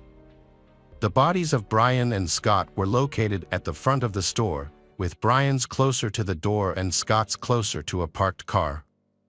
It appeared that both men had attempted to flee after hearing gunshots and encountering the shooter, but were unsuccessful. A thorough search of the crime scene by the police and forensic team yielded blood samples and other evidence. The killings were determined to be an execution-style homicide, with the shooter intentionally targeting the victims and shooting them at close range in the chest and head. Melissa, Scott's wife, received a call about the shooting and rushed to the scene. Detectives launched a thorough investigation and quickly found their first lead. Several passers-by reported seeing a couple lingering near the shop around the time of the murder. The detectives created sketches of the suspects based on the eyewitnesses' descriptions and distributed the pictures throughout South Carolina. The detectives initially suspected that the man and they was the shooter, and that he had attacked Chris and Beverly from behind while she distracted Scott and Brian at the front of the shop. However, this was only a theory, and no concrete evidence supported it. Despite months of searching, the police were unable to find any new leads. As media coverage intensified, detectives re-examined the case from a different angle, which ultimately led to a breakthrough. The detectives began to scrutinize the victims' pasts and lifestyles. While Scott, Beverly, and Brian appeared to be clean, Chris, the mechanic, had a more complex background. During the investigation, detectives discovered that Chris had previously worked for a company with ties to the drug trade. It was also revealed that Chris may have been involved in smuggling and was set to appear in court the following Monday, prior to the murders. In 2003, the police were actively working to combat a growing drug problem, particularly among young people. With Chris's connection to the drug trade now apparent, detectives and the public began to question whether the motive behind the quadruple homicide was to kill Chris specifically, with the other victims being unintentional casualties. It was also speculated that Chris's scheduled court appearance may have been a motive for his murder, as those involved in the drug business may have believed he would testify against them. Although this theory seemed plausible, particularly given that Chris was the first to be shot, there was no concrete evidence to support it. As a result, the investigation once again stalled. The case remained unsolved for an entire year, until the detectives decided to approach it from a fresh perspective. The detectives discovered that Brian, a friend and co-worker of Scott's, had been searching for a new house weeks before the murder. However, his wife Robin claimed to have had no knowledge of this decision. This revelation raised suspicions about the state of their marriage. Brian's mother, Lorraine Lucas, later revealed that their marriage was unhappy and strained, and that Brian had been planning to leave Robin to live alone. Lorraine recalled a tense encounter between Brian and Robin, during which Robin made faces behind Brian's back, leading to a confrontation when Brian asked her to treat his mother with respect. While this incident may not have seemed directly related to the shooting at first, it would later become a crucial piece of the puzzle. The quadruple murder was a catastrophic event that left the families of the 4 victims deeply traumatized and devastated. Melissa, in particular, struggled to cope with the loss of her beloved husband. Her life was once flawless, but a devastating event changed everything, leaving her to put the shattered remains back together.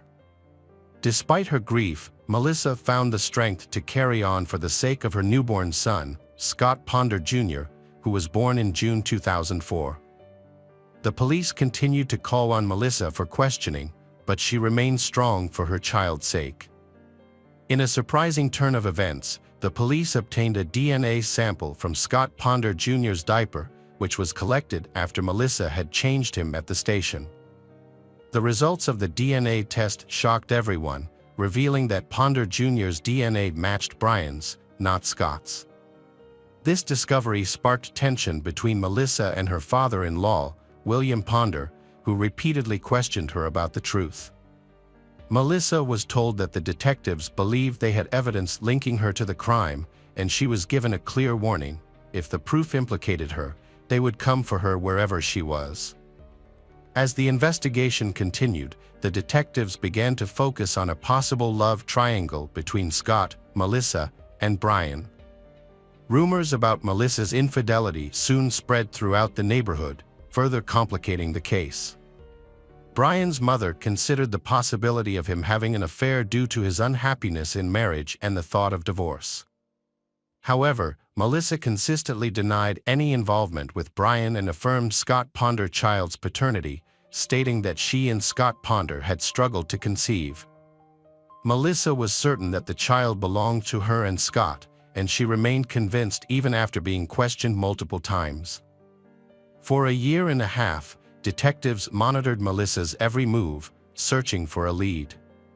Then, after 18 months, they revealed a startling discovery: the blood sample collected from the crime scene contained an error.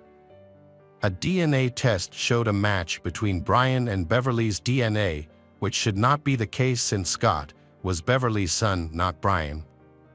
Realizing their mistake, detectives understood that the blood samples from Scott and Brian had been mislabeled due to their close proximity at the crime scene. The discovery cleared Melissa's name regarding the love triangle theory, and detectives began to investigate a connection between the Superbike Motorsports homicide and another murder that occurred just 30 meters away, 5 months earlier. On May 16, 2003, a triple homicide shook the town of Greer, South Carolina. The incident took place at the Blue Ridge Savings Bank, where Sylvia Holtzclaw was due to start her shift. However, a local couple, Dee and Maggie Barnes, visited the bank at around 1:30 p.m. A 911 call was made to the Greer Police Department, reporting a shooting at the bank. Unfortunately, Sylvia, Dee, and Maggie were found shot to death. The Greer Police Department received a distress call from the Blue Ridge Savings Bank. One of the responding officers described the scene, noting that they were among the first to arrive. Like the Superbike Motorsports incident, the shooting occurred in broad daylight with no witnesses present. After reviewing the CCTV footage, police observed a red car driving towards the bank at 1:24 p.m. and leaving 3 minutes after the incident. A red car was spotted driving to a bank on Frontage Road at 1:24 p.m. 3 minutes later, the Barnes family was seen driving in the same area. Coincidentally, a similar red car was seen at the scene of a quadruple homicide at Superbike Motorsports. Detectives began searching for the red car and discovered it had been stolen from a rental lot by 39-year-old Emerson Wright days before the homicide. Police believed Emerson had entered the bank to rob it, but panicked and shot a couple who tried to intervene. However, detectives were unable to question Emerson about the bank and Superbike Motorsports murders due to a series of events that unfolded 2 years later. Emerson was wanted for a string of burglaries in the Atlanta area when he was chased by a state trooper. He crashed his car, got out, and shot himself in the head with a single gunshot wound. Although detectives noted similarities between their cases, they did not believe they were connected.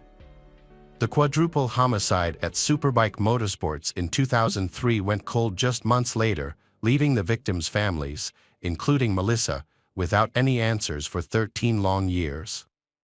Despite the lack of progress, Melissa and the other families of the victims refused to give up, tirelessly searching for any lead that might uncover the truth behind the gruesome crime. Unfortunately, their efforts yielded nothing. However, in 2016, the case was reopened after detectives made a breakthrough. This development brought new hope to the families, 13 years after the crime had taken place. The man behind the quadruple murder finally emerged when he was arrested for an unrelated crime. During his interrogation, he confessed to the Superbike Motorsports murders. The killer was 45-year-old Todd Kohlhepp, born on March 7, 1971, to parents Reggie and William. After his parents' divorce when he was just 2 years old, Todd began living with his mother and her new partner, but he often sought to spend more time with his biological father. Todd's behavior was extremely aggressive and volatile, particularly when he was young. He struggled with controlling his anger, which often led to violent outbursts. During his time in nursery school, he killed a goldfish with bleach and shot a dog with a BB gun. Despite spending 3.5 months in a psychiatric hospital in Georgia, his behavior showed no signs of improvement. As a last resort, his mother, Ray G., sent him to live with his father, William, in the hopes that a change of environment would help him manage his behavior. However, this change had little effect. At the age of 15, Todd planned and executed the kidnapping of 14-year-old Christy Granado in Tempe, Arizona, on November 25, 1986. Todd knocked on Christy's door, threatened her with a .22 caliber revolver, and forced her to follow him to his home. Once there, he tied her up, taped her mouth shut, and assaulted her. After the assault, he walked her home and threatened to kill her entire family if she told anyone about the incident. However, Christy confided in her parents, who immediately called 911. As a result, Todd was charged with kidnapping, sexual assault, and committing a dangerous crime against children. In 1987, he pleaded guilty to the kidnapping charge, and the other charges were dropped. Todd was sentenced to 15 years in prison and was required to register as a sex offender. When Todd was released, he was a reformed person and he turned over a new leaf, started his own business, and even got a job. For a long time, there were no more complaints filed against him. However, in 2016, a disturbing incident occurred. On August 31, 2016, 30-year-old Carla Brown and her 32-year-old boyfriend, Charlie David Carver, went missing after they were last seen visiting Todd's house to remove brush from one of his properties. Investigations led to a horrific discovery on November 3, 2016, when Carla was found chained to a wall inside a metal storage container on Todd's property. Further investigations uncovered the body of Charlie, which had multiple gunshot wounds. Carla reported to detectives that Todd had shot Charlie and kept her captive, regularly assaulting her brutally and threatening her not to try to escape. Todd was arrested and taken in for questioning. During the interrogation, he confessed to being the one responsible for a shooting that occurred at Superbike Motorsports 13 years earlier. On November 5, 2016, Todd was brought in for questioning and recounted the events of November 6, 2003, in a matter-of-fact way, without showing any signs of fear or guilt. According to Todd, on November 6, 2003, he bought a Suzuki GSX-R 750 from Superbike Motorsports, but soon realized he couldn't ride it due to his lack of experience. He decided to exchange the bike for a more beginner-friendly model. However, this exchange didn't happen on the same day. Todd told the detectives that his friends Scott and Brian teased him about his inability to ride the bike. After the bike theft, which occurred 14 days after the purchase, Todd filed a police report, but the bike was never recovered. Adding to his frustration, the police officer handling the case made fun of him, and neither the police nor the shop contacted him about the stolen bike or the $1,000 insurance deposit he had lost. Todd began attending college at Greenville Tech, but his interest in bikes never waned. He found himself returning to Superbike Motorsports, where he had previously shopped. However, his interactions with two employees, Scott and Chris, turned negative. According to Todd, they would mock and laugh at him whenever he visited the shop. One day, Todd decided to take revenge on they men. He waited until the shop was empty, except for Scott, Chris, Beverly, and himself. Then, he shot and killed the 4 people he had encountered. Todd later claimed that Beverly was not his intended target, but rather an innocent bystander who was in the wrong place at the wrong time. The victims' families finally found some closure and justice after 13 years, thanks to Todd's confession. In addition to the killings at Superbike Motorsports, Todd confessed to murdering Johnny, Joe and Megan Lee Coxey, and Charlie David Carver, all of whom died from gunshot wounds. Despite being a serial killer, Todd did not face a trial. Instead, prosecutors negotiated a plea deal with him after consulting with the victims' families and a survivor. As part of the deal, the state offered Todd a sentence of life in prison without the possibility of parole, which he accepted just 7 months after his arrest.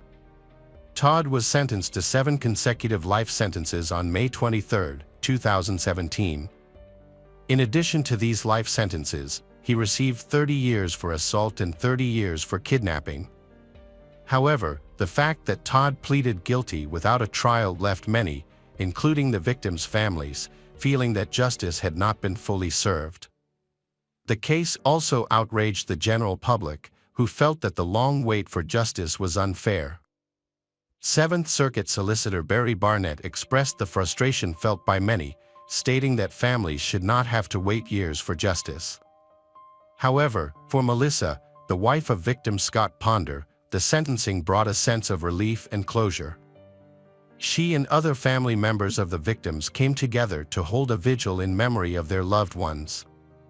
After 13 years of pain and suffering, the victims' families finally had the answers they had been seeking about what had happened to their loved ones. In an interview, Melissa expressed her skepticism about Todd's motive for the murders, stating that she did not believe that her husband would have behaved in a way that would have provoked Todd. She recalled the kindness and good humor of Scott and another victim, Brian, and found it hard to believe that Todd's claims about their behavior were true. While Melissa was grateful that justice had been served, she felt that Todd's lack of remorse and casual demeanor during the investigation and court proceedings were disturbing. Many members of the public felt that Todd's crimes were so heinous that he deserved the death penalty. Todd's actions were heinous, and his lack of remorse is shocking. During the interrogation, he spoke about the murders in a casual, matter-of-fact way, as if recalling a past memory. This was truly despicable. Welcome back, mystery lovers. Today's case is going to keep you on the edge of your seat, the case of Laura Wallen. Laura Wallen was born on February 10, 1986, to parents Mark and Gwen Wallen. She grew up in Olney, Maryland, alongside her older sister Jennifer, with whom she had a very close relationship. Laura's passion was in helping others, which led her to pursue a career as a social science teacher. The investigation into her disappearance began on September 5, 2017. It was led by Montgomery County Police Chief Tom Manger. He worked alongside Laura's family and friends, as well as her students. A group of more than 20 people, led by Saquon Maxwell, a former student of Laura's, came together to spread the word about Laura's disappearance by distributing flyers throughout the neighborhood and school district.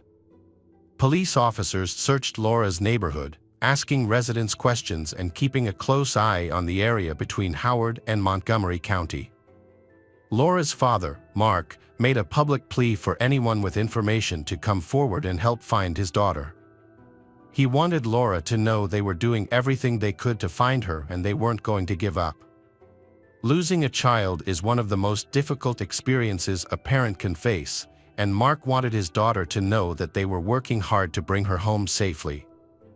On the evening of September 7, 2017, an employee at the Jersey Gated Complex in Columbia, Maryland, found a new clue. While rummaging through a dumpster, he found Laura's license inside a cell phone. When police arrived, they also found Laura's vehicle parked at the complex. What puzzled them was that the complex was located just across the highway from Wild Lake High School, where Laura worked. This raised questions about why Laura would have parked her car there. Police took the evidence they collected to the lab for further testing. They also looked deeper into Laura's past and spoke to people close to her. To cover more ground, the investigation team divided into two groups. One group focused on tracking Laura's online activities, while the other group interviewed her family members and her boyfriend. To gather evidence, the police searched Laura's computer and cell phone. They also thoroughly searched her car for any clues that might point to her disappearance. In addition, they carefully reviewed her financial transactions and cell phone records. As part of their inquiry, the police also spoke with Laura's parents and sister about her disappearance. Laura's father, Mark, told them that the family had planned a weekend trip together, but Laura decided to stay behind to spend time with her boyfriend, Tyler. This was confirmed by her sister, Jennifer, who told police that Laura was expecting Tyler to propose to her during their time together. Police also obtained a text message conversation between Jennifer and Laura from the same weekend. Jennifer received messages from Laura stating that she and Tyler had plans for a countryside adventure on Saturday, September 2, 2017. Mark mentioned that Tyler had expressed his intention to marry Laura after learning of her pregnancy. However, on Monday morning, September 4, 2017, Laura sent Jennifer a concerning text message claiming the baby was not Tyler's, but rather her ex-boyfriend Antoine's. Jennifer found this suspicious, as Laura hadn't seen Antoine in over 2 years. She also noted that Laura had misspelled Antoine's name. When Jennifer tried to contact Laura, she received no response. Upon returning home on Monday evening, the family discovered that Laura was missing, leaving behind burning candles and her pet dog locked inside. The family suggested questioning Tyler, as he was the last person to see Laura. Tyler spoke with police and shared details of his weekend with Laura. He explained that he took her to Damascus, Maryland, to view a property he was interested in buying as a home for their future family. Laura seems excited about the idea of starting a family in the countryside. However, when they returned to Olney the following day, Sunday, September 3, 2017, the atmosphere had changed. According to Tyler, Laura was not as happy as she had been the day before. He revealed that they had an argument in Damascus, but he declined to elaborate on the disagreement. Tyler told police that when they returned to Laura's house, she asked him to return his set of keys. He agreed, not wanting to upset her further due to her pregnancy. They had planned to meet at the Columbia Mall on the morning of Monday, September 4, 2017, for breakfast and to discuss their issues, but Laura did not show up. When Tyler visited her house, there was no sign of her. Tyler initially told the police that he was unable to enter Laura's home because he didn't have a key. However, this statement was false. The neighbors reported seeing Tyler walking Laura's dog on Monday, September 4th, at 2:30 p.m., which directly contradicted Tyler's claim. This raised a question for the police. If Tyler didn't have a key, how was he able to enter the home to take the dog for a walk? As police dug deeper, their suspicions about Tyler grew. They asked for and received permission to review his phone records. They also secretly placed a tracking device on his vehicle to monitor his movements. During this time, the police continued to search for Laura, fearing the worst but they hoping for the best and that she would return safely. The investigation uncovered some crucial information. A debit card transaction on September 2, 2017, revealed that Laura had made a purchase at a Safeway store. Surveillance footage confirmed that Tyler and Laura were together that evening. Analysis of their phone records showed that both their phones were in the same locations from that Saturday evening, but on Sunday, Laura's phone suddenly stopped moving. This finding, combined with the tracking device revealing Tyler's frequent visits to a field in Damascus, continues to imply Tyler is involved in Laura's disappearance. Tyler's phone records showed that he had texted a friend on Sunday evening, asking for a ride to help clean up a mess, but the friend declined. Further investigation revealed that both Tyler's and Laura's fingerprints were found on her vehicle, cell phone, and license, which were discovered in a dumpster in Colombia. This new evidence led police to bring Tyler in for additional questioning. Police asked Tyler about his involvement with Laura's cell phone and the presence of his fingerprints on her belongings. They also inquired about the cryptic message he had sent to his friend.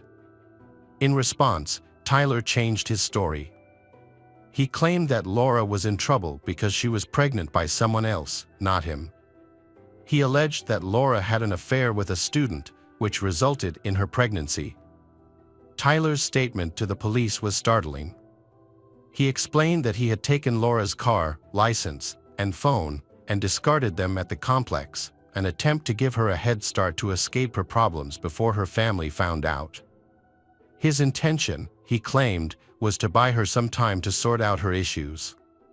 He acknowledged trying to mislead everyone, including the police, in order to protect her because he cared about her. However, when police asked Tyler about Laura's current location, he denied knowing where she is now. But the police were not convinced by his story. Unbeknownst to Tyler, investigators had already discovered other messages on his phone, which painted a different picture of his relationship with Laura. A closer look at his phone revealed, they discover that Tyler has been texting with other women. It turns out Laura isn't his only girlfriend. As the police dug deeper, they discovered that Tyler and Laura had a troubled 10-year relationship. This new information was sparked from Laura's father, Mark, who had always felt uneasy about Tyler. According to Mark, Tyler had never made an effort to be with Laura on important occasions, such as holidays and birthdays, which made him question Tyler's commitment to his daughter. What's more, Mark knew that Tyler was also dating another woman, Christina Wagner, who was a teacher like Laura. Further investigation led the police to friends of both Tyler and Christina. They revealed that Tyler had been leading a double life. It turned out that Tyler had met Christina in 2012 and had been living with her while still in a relationship with Laura. Friends of they told police that Christina and Tyler had gotten engaged and were planning to get married in 2018. When asked about Laura, Tyler's friends claimed that she had become aggressive and that Tyler was trying to distance himself from her. Police found text messages on Laura's phone that showed she had tried to contact Christina on August 28, 2017. In the messages, Laura expressed her desire to meet Christina to talk about Tyler. Friends claimed Christina was angry at Laura's bold actions and Christina confronted Tyler about it. Christina decided to file a police complaint. However, when police told Christina, Laura, and Tyler would have to go to court to get a restraining order, Tyler changed his mind and withdrew. Investigation revealed that Christina and Tyler had planned to spend the Labor Day weekend shopping for their wedding, but Tyler couldn't make it due to a knee injury.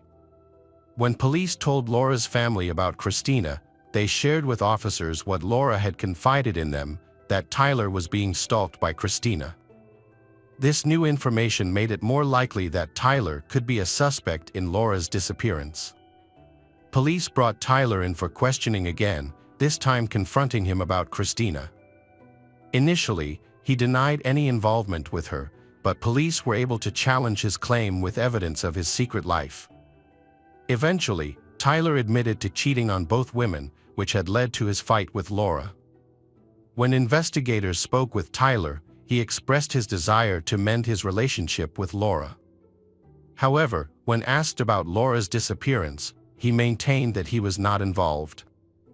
Unbeknownst to Tyler, the police discovered a connection between him and a vacant field in Damascus through his phone records.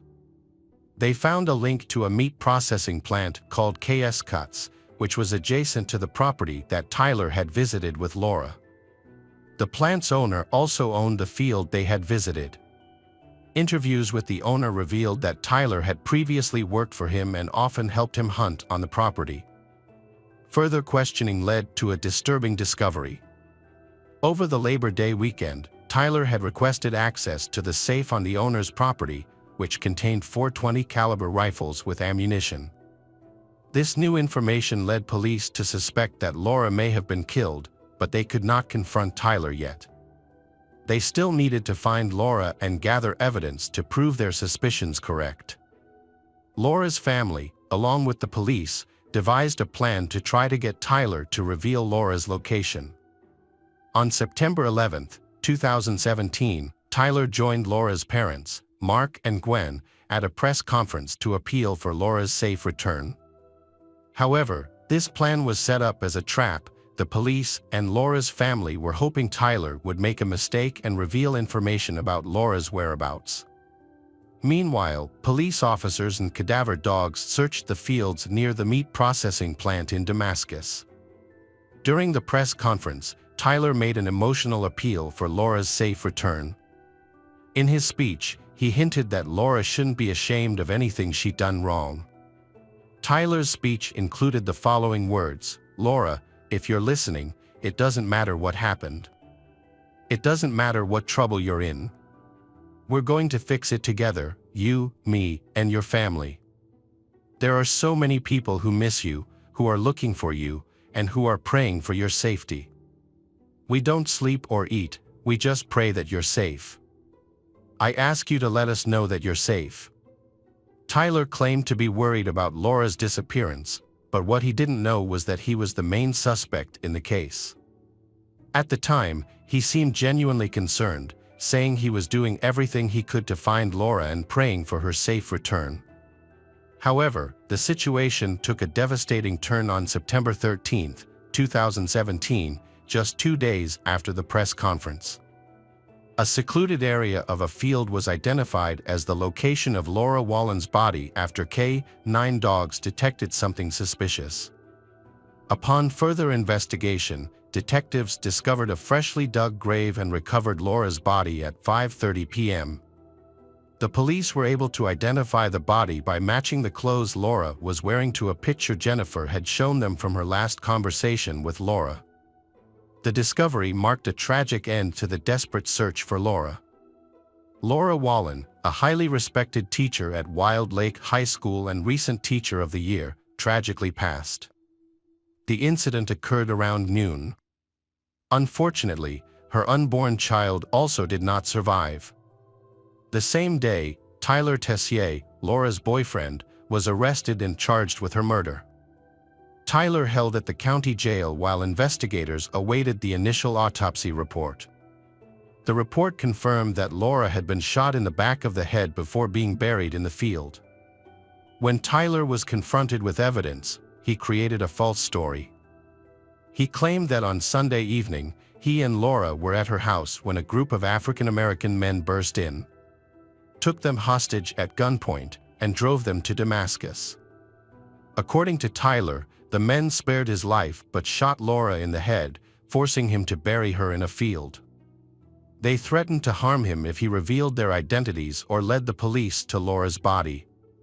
However, police did not believe this story because they knew the relationship between Tyler and the property owner. Tyler then changed his story, claiming that he and Laura had an argument, which ended with him pushing her, causing her to fall, hit her head. He assumed she had died and buried her in the field to hide her body. Later, Tyler claimed that he had reconsidered and thought Laura might still be alive. To end her suffering, he dug up the grave, shot her in the head, and covered his tracks. He described this as a mercy killing. Tyler was held without bail at the Montgomery County Detention Center. Laura and her unborn son, baby Reed, were laid to rest in a public cemetery on September 30, 2017. Over 1,000 people, including Laura's family, friends, and students, attended the funeral to pay their respects to the beloved teacher. The prosecution, led by Montgomery County State Attorney John McCarthy, was building its case against Tyler. As they investigated, they developed a theory about Tyler's double life. They believed that Tyler was willing to continue living a secret life until Laura discovered his relationship with Christina. Fearing his deception would be exposed, Tyler began planning to kill Laura so he could continue his life with Christina. Tyler saw Labor Day weekend as the perfect opportunity to carry out his plan. With Christina out of town and Laura's family away, no one would be able to ask him about Laura's whereabouts until the weekend was over, giving him time to come up with an alibi. He chose a location he was familiar with, where he knew he could access the necessary equipment through a friend. The area was also isolated, making it unlikely that anyone would think to look for Laura there. Tyler fabricated a story about Laura's infidelity to throw her family and investigators off his trail. He deliberately left her car and belongings near her workplace, tried to create false evidence that she had run away because of a scandalous affair. However, Tyler made critical mistakes, constantly changing his alibi, which raised suspicions among the police from the start. Moreover, Tyler underestimated Laura's family, who had noticed that his relationship with Laura was unusual from the beginning. They felt that he never had the responsibility to her as a real-life partner. The prosecution had built a strong case against Tyler, presenting a convincing argument. However, Maryland law only allowed Tyler to be charged with Laura's murder. The death of her unborn child was not considered a separate crime under Maryland law, and this decision would be disputed during Tyler's trial in September 2018. On September 6, 2018, the pursuit of justice for Laura Wallen and her unborn son, baby Reed, came to an abrupt end. Tyler Tessier, the individual responsible for their deaths, was found hanging in his jail cell around 5 a.m. He had been allowed to shower and have breakfast before taking his own life. The news was a devastating blow to Laura's family, who had been seeking justice for their loved ones. They remembered Laura as a bright and loving person. According to reports, Tyler had written 5 letters indicating that he had planned to take his own life for some time. Laura's family did not get to see Tyler brought to justice. Laura's mother, when described Tyler as a diabolical human, and expressed relief that her family no longer had to worry about him being a part of their society. The case of Laura's murder is a tragedy that will leave many people questioning the nature of evil. It's heartbreaking that Laura and her unborn child were killed by the man she loved and trusted, who had promised her a happy future together. This case serves as a reminder that sometimes, the people we trust the most can be the ones who harm us the most. Welcome back, detectives. Let's dive into another horrible case. The case of EMT Corgan. Ashley Harmon was a vibrant and intelligent individual. However, her parents' divorce when she was 9 years old marked the beginning of a challenging period in her life.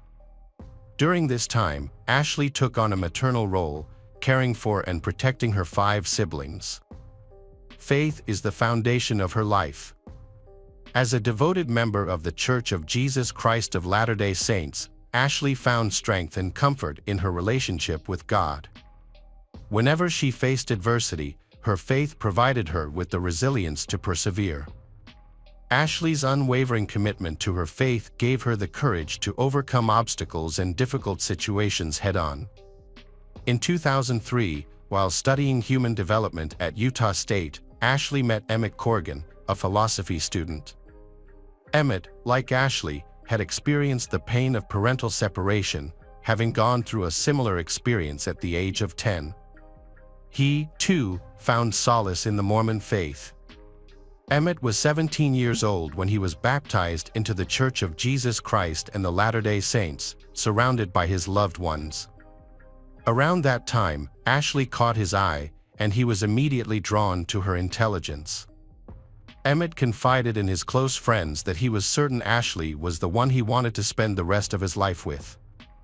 As their relationship blossomed, Emmett proposed to Ashley during the 2008 Christmas season, just a few months after they met.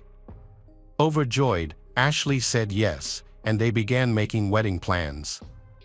The couple exchanged vows in a Mormon temple, a ceremony that reflected their shared values. Their marriage brought joy and stability to their lives. In the Mormon faith, marriage is deeply revered as a sacred and eternal bond between two people.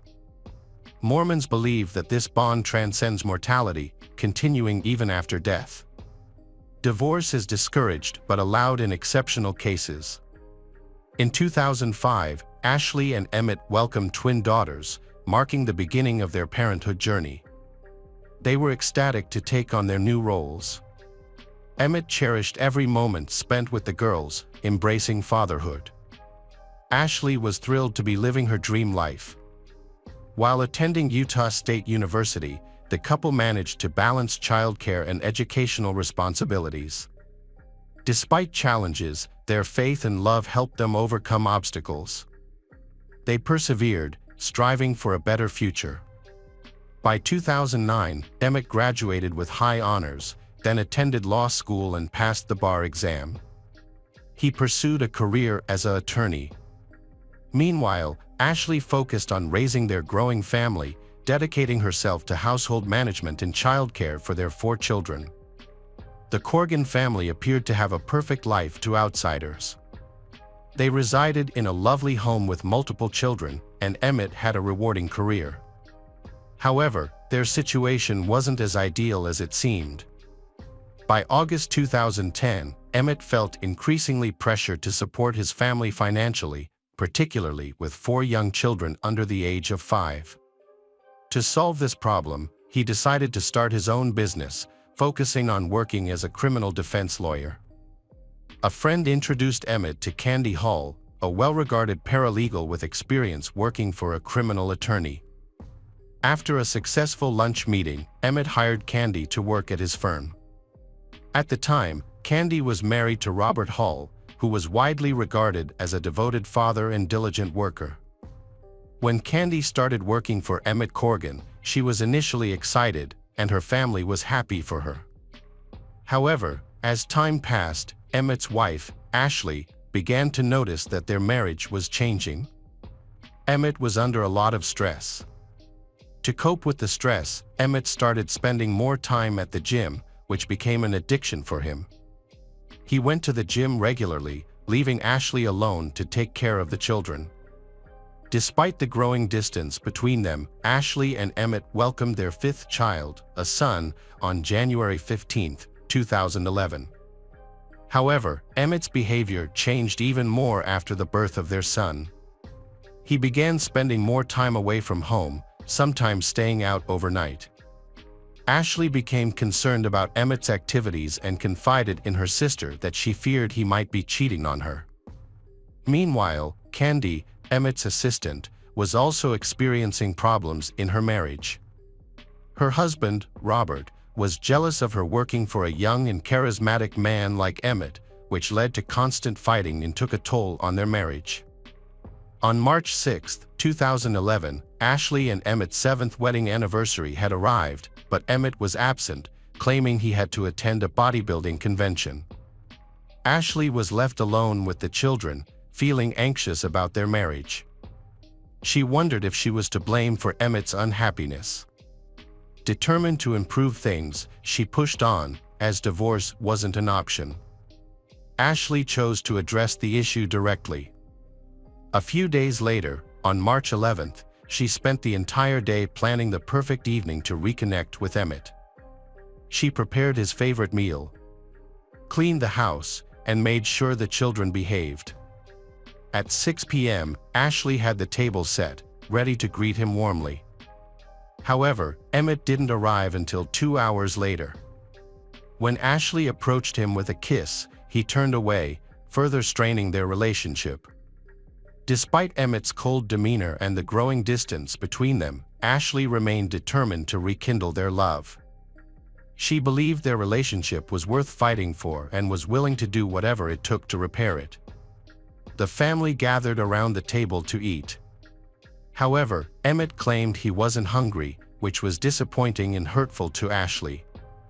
As the rest of the family enjoyed their dinner, Emmett got up, saying he needed to go to Walgreens, but Ashley sensed something was wrong and asked him to stay. Emmett responded harshly and left, leaving Ashley feeling confused and hurt. Meanwhile, Emmett's assistant, Candy, was dealing with her own marital problems. Her husband, Robert, had decided to leave their home after their marriage reached a breaking point. Despite their love for each other, Robert believed it was best to start fresh and move on. That evening, Robert phoned his daughter to check if she was using Candy's car. She told him she wasn't. A few minutes later, while driving past Walgreens, she spotted her mother's car in the parking lot. She didn't think much of it and immediately called her father to let him know. Robert responded casually with, "Oh, okay." Unbeknownst to them, this ordinary-sounding conversation would have a profound impact on two families' lives forever. Ashley lay in bed, overcome with worry about her marriage. Despite her frantic texts and calls, Emmett remained unreachable. A nagging feeling in her gut left her uneasy. Around 1 p.m., a 911 call reported gunshots and a screaming woman in a Walgreens parking lot, prompting a swift police response. Upon arrival, the first officer was met with a disturbing scene, a lifeless man on the ground and a wounded person clutching their head in pain. Police sought to speak with Candy Hall, who was present at the scene. She identified the wounded person as her husband, Robert, and the deceased as her boss, Emmett. Emmett had suffered fatal gunshot wounds to the head and chest. Shortly after his body was discovered, Ashley was awakened by a knock on the door from the police. Ashley was stunned and inconsolable, unable to comprehend the events that led to this tragedy. After the police informed Ashley of her husband's death, a detective inquired if she was familiar with Robert and Candy Hall. Ashley stated that she knew Candy as Emmett's assistant but suspected an affair between Candy and Emmett. The police took Candy Hall from the Walgreens parking lot for questioning to piece together the events leading to Emmett's death and Robert's head injury. During the interrogation, detectives asked Candy if she had a romantic relationship with her boss, Emmett. She denied it, also refuting any intimate encounters between them. Candy claimed she went to Walgreens that night to collect a prescription and coincidentally met Emmett. After that, she and Emmett decided to take a drive. While driving to a gas station, Candy received a call from her estranged husband, Robert. She told him she was with Emmett, which led to Robert expressing jealousy and making a threat against Emmett. Candy and Emmett arrived at Walgreens after what felt like an eternity. As they stepped out of the car, Candy saw Robert standing at the entrance. He looked visibly angry. An intense argument broke out between Robert and Emmett, leading to a physical fight. Then, 3 shots were fired, and both men fell to the ground. Candy saw the gun, picked it up, and threw it aside. When questioned by detectives, Candy claimed she didn't know who fired first. After Robert received treatment for his superficial gunshot wound, detectives interviewed him. They told Robert they found a gun at the scene and asked him who it belonged to. Robert admitted the gun was his and explained that it fell from his pocket during the fight with Emmett in the parking lot. Robert alleged that Emmett dove for the gun, triggering a struggle, and Emmett shot him in the head. However, Robert couldn't recall who shot Emmett during the struggle. Given Robert's head wound, detectives weren't surprised by his hazy memory. Nevertheless, they wondered if Emmett was indeed the one who fired first, considering he was the one who ended up dead. To investigate the shooting in the Walgreens parking lot, detectives reviewed the security footage. At 9:55 p.m., Robert Hall arrived in the parking lot. A minute later, he entered the Walgreens store and quickly moved through each aisle, appearing to look for someone. He left the store at 10:06 p.m. and parked his car next to Candy's, waiting there for a few minutes. About 10 minutes later, Emmett's truck entered the parking lot. However, the actual shooting was not captured on camera. Candy, Emmett's assistant, initially denied being in a romantic relationship with Emmett. However, their co-workers suspected otherwise. Co-workers reported seeing Candy and Emmett spending a lot of time together in Emmett's office with the door closed. 3 weeks after Candy was hired, on the day Emmett was shot, detectives discovered that Emmett had accompanied Candy to the public defender's office to discuss her divorce from Robert.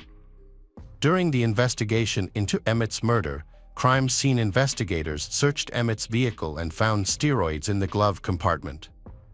This discovery didn't surprise Emmett's loved ones. When Candy gave her statement, she described a shot cadence that led detectives to believe Robert shot Emmett twice before shooting himself in the head. Based on this evidence, detectives obtained an arrest warrant for Robert Hall, charging him with first-degree murder. Robert Hall was arrested and charged with Emmett's murder. The consequences of Robert Hall's actions were severe, with a possible conviction of first-degree murder carrying a sentence of either life in prison without parole or the death penalty. Prosecutors argued that Robert Hall was driven by anger towards Emmett, who had been having an affair with Robert's wife, Candy.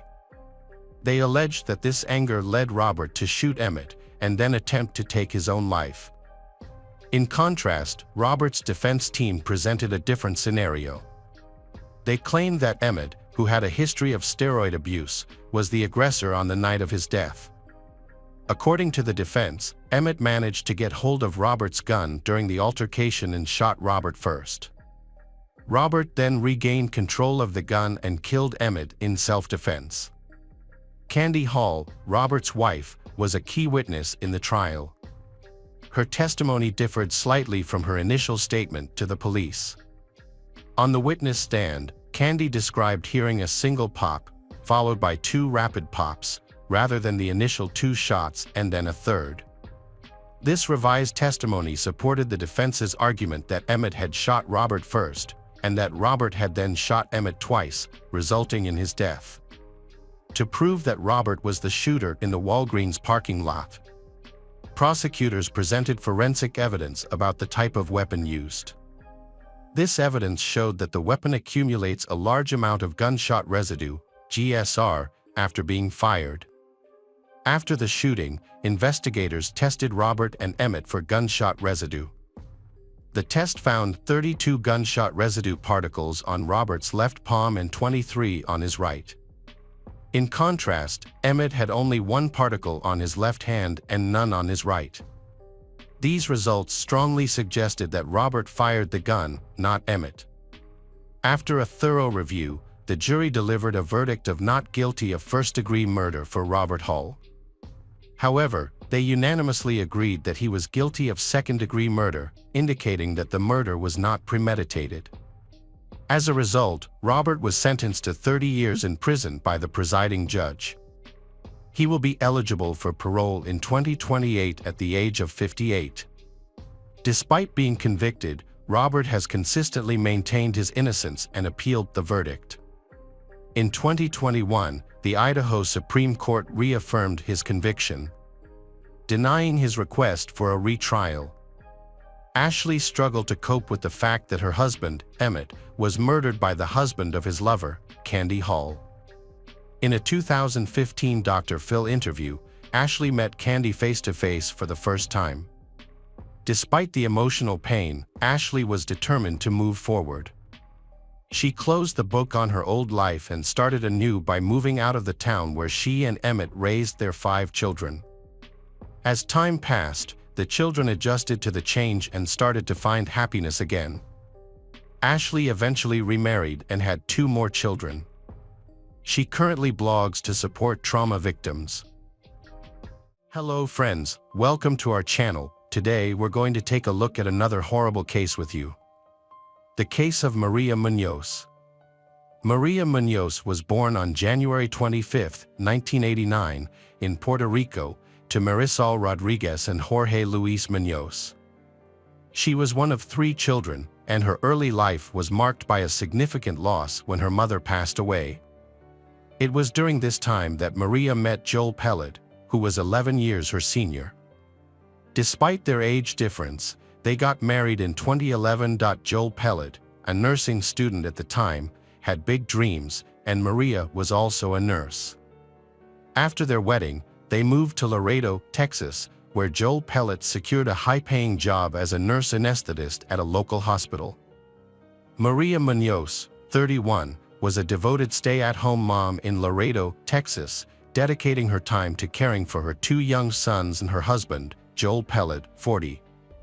She had left her job to focus on raising her children, and her days were filled with activities like taking them to the park and reading to them before bed. Although she was happy at home with her children, she had always dreamed of returning to school to become a nurse again. On the surface, Joel Pellet's family looked perfect. Joel Pellet often shared family photos with friends and colleagues, proudly talking about his wonderful wife and children. However, beneath the surface, a different reality was taking place. In 2018, after the birth of their second son, people close to Joel Pellet noticed a significant change in his behavior. He lost weight, gained muscle, and became more outgoing, especially with women. His behavior was flirtatious and not what was expected of a married man. He also started removing photos of his wife and children from social media, replacing them with pictures of himself alone. This change gave the impression that he was single. Around the same time, colleagues observed Joel Pellet growing closer to a surgical nurse named Janet Arando. It became clear that they were having an affair behind Maria's back. In early 2020, Maria discovered evidence of their relationship when she found airline tickets Joel Pellet had purchased for himself and Janet to travel to Europe. This revelation devastated Maria, leaving her feeling heartbroken, depressed, and betrayed. She had trusted her husband and thought their marriage was strong, but the discovery shattered her trust. Maria's world was turned upside down when she discovered that her 10-year marriage was a sham. Overwhelmed with emotions, she felt lost and alone, struggling to come to terms with the devastating truth. Seeking guidance, she began therapy sessions to cope with her mental health struggles, and her therapist prescribed medication to support her through this difficult time. As a way to process her emotions, Maria started keeping a journal to express her thoughts and feelings. As the situation between Maria and Joel Pellet continued to deteriorate, tensions escalated. On September 19, 2020, Maria visited Janet's house, where she found Joel Pellet's car parked in the driveway. Confronting him, Maria gave him an ultimatum: choose between her and Janet. Joel Pellet's response was clear: he chose Janet. The argument became heated, prompting Janet to call the police. However, by the time they arrived, Maria and Joel Pellet had already left the scene. Maria was driving with Joel Pellet when the police called her. She could hear him yelling in the background. When they arrived home, he became extremely angry and punched a hole in Maria's car windshield, demonstrating a disturbing level of aggression. The next morning, Maria sent Joel Pellet a text message stating her intention to hire a lawyer to help resolve their issues. Joel Pellet responded, suggesting they handle the situation on their own to avoid the costs associated with hiring lawyers. However, just a few hours later, Joel Pellet appeared to have a change of heart. He sent Maria an email expressing his deep sadness and emotional pain. In the email, Joel Pellet conveyed his desire to have an honest and calm conversation with Maria. Maria replied to the email, and they agreed to meet the following evening at around 5 p.m. On Monday, September 21st, before going to meet him, Maria was so nervous and then messaged her friend Yasmin Martinez that today they were going to meet. The next day, a terrifying turn of events unfolded. At around 1:40 a.m. on September 22, 2020, a distressed call was made to 911. Joel Pellet claimed that his wife may have ingested some prescription medication and was not breathing. DEA Officer Cruz was first on the scene and his body camera captured everything that happened next. He found Joel Pellet at the top of the stairs near the master bedroom, Joel Pellet dressed in hospital gown and performing CPR on Maria, while their son slept in a nearby room. When the paramedics arrived, they took charge of performing CPR on Maria. Meanwhile, another police officer approaches Joel Pellet to ask about the pills Maria took. Joel Pellet quickly retrieved a pill bottle from the nearby bathroom, handing it over to the officers. An examination of the bottle revealed that it contained clonazepam, a prescription medication used to treat anxiety, panic attacks, and sometimes epilepsy, prescribed in Joel Pellet's name, not Maria's. The officer noticed two suspicious details. First, the pill bottle had been returned to the medicine cabinet, which is unusual in overdose cases where the bottle typically remains near the victim. Secondly, body camera footage showed Joel Pellet picking up the pill container from the floor and putting it in his pocket before claiming to have found it in the bathroom. DEA Officer Cruz wondered why he would need to retrieve the pills, which made him suspect that Joel Pellet might be hiding something. Another suspicious discovery was a needle catheter on the stairs of their home. This seemed odd to him. Joel Pellet and Maria had two young children, so finding a needle on the stairs raised questions about why it was there. Investigations revealed more than just a needle at the scene. A medical bag was found containing syringes and 4 equipment, all neatly packed. While this might seem ordinary for an anesthesia nurse like Maria, the presence of these medical tools outside a hospital setting sparked questions for investigators. Joel Pellet told officers that Maria had been struggling with severe depression, which had gotten worse recently. Despite the efforts of the medical team, Maria could not be saved. Tragically, she was pronounced dead at 3:58 a.m. After Maria was declared dead, the officers took Joel Pellet downstairs to the kitchen for further questioning. Joel Pellet explained that he and Maria had met earlier that day to talk, during which they became intimate. Afterward, he took a shower, and when he came out, he found Maria sleeping. When he returned upstairs, he found Maria unresponsive and not breathing. As Joel Pellet spoke with the officer, his behavior seemed unusual. He was sweating heavily and struggled to answer basic questions about what happened. The officer noted that Joel Pellet's level of sweating was noticeably higher than anyone else present, including the first responder who had been trying to save Maria's life for the past 2 hours. This raised the officer's suspicion, leading them to take Joel Pellet to the police station with Sergeant Lisa Mata for more questioning. Joel Pellet was left alone in the interrogation room at the police station for a period of time before an officer arrived. Unbeknownst to him, his every move was being recorded on video. When officers reviewed the footage, they were shocked to see Joel Pellet's sudden and extreme behavior. He began screaming, crying, and hitting the walls, and even threw furniture around the room. His outburst was so loud that it frightened people in the hallway and nearby rooms. At 4 a.m., Sergeant Louis Matt entered the room to speak with Joel Pellet. During their conversation, Joel Pellet opened up about the events leading up to Maria's death. He also made a shocking confession. he had been involved with another woman, Janet, and had been living with her for 5 months prior to Maria's death. Joel Pellet revealed that he had been in a relationship with Janet for 2 years, and Maria had been aware of the affair. According to Joel Pellet, on the night of Maria's death, he visited the home to discuss their marriage with Maria. After their conversation, they became intimate. Joel Pellet claimed that he thought Maria was asleep in her room, but when he checked on her 10 minutes later, he found her unresponsive. Joel Pellet also confessed to giving Maria the medication clonazepam, which had been prescribed to him to help with anxiety and depression. However, he was unable to provide details about the dosage or how many pills were left in the bottle before Maria took them. Despite further questioning, Joel Pellet was unable to provide any additional information to clarify the situation. After the interrogation, he was released. The next step in the investigation was to perform Maria's autopsy, which took place just 8 hours after her death. This quick turnaround meant that any substance that had caused her death should still be present in her stomach contents. However, when the autopsy results came in, they revealed a surprising twist: no pills were found in her stomach. Instead, the medical examiner's report revealed a small, red pinprick mark on the inside of her elbow.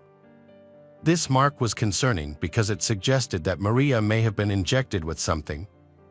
The discovery of this mark led investigators to explore its significance and potential connection to her death. As they dug deeper, they discovered a journal at Maria's house. Maria had started keeping a journal to cope with her anxiety and depression. The journal proved to be a crucial piece of evidence, helping investigators identify the culprit behind her death. Maria's journal revealed her heartbreaking experiences and thoughts. Despite knowing her husband Joel Pellet wanted to be with someone else, Maria wanted to preserve their family and expressed her love for him. In her journal entries, she poured out her emotions, detailing the pain of Joel Pellet leaving their home in Laredo and leaving her to care for their 2 young sons alone. Her diary and cell phone recordings also helped investigators uncover Joel Pellet's abusive behavior. Maria's journal entries exposed her emotional journey, from grief and heartbreak to healing and newfound hope for the future. She wrote about feeling trapped in a constant internal battle. She begged for her emotional turmoil to end, describing how her past haunted her, her present was confusing, and her future was uncertain. In a poignant cry for help, Maria turned to a higher power, pleading for an end to her suffering.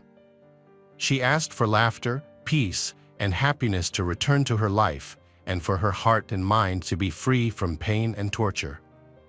Maria Manos's journal entries from the day before her death revealed her desire to move forward with her life. There was no indication of suicidal thoughts or plans to end her life. As a result, investigators initially ruled out the possibility of suicide. To gain a deeper understanding of the circumstances surrounding her death, they sought additional information. Dr. John Hunsinger, anesthesiologist, reviewed the autopsy findings and contacted the lead detective, DEA Cruz, to express his concerns.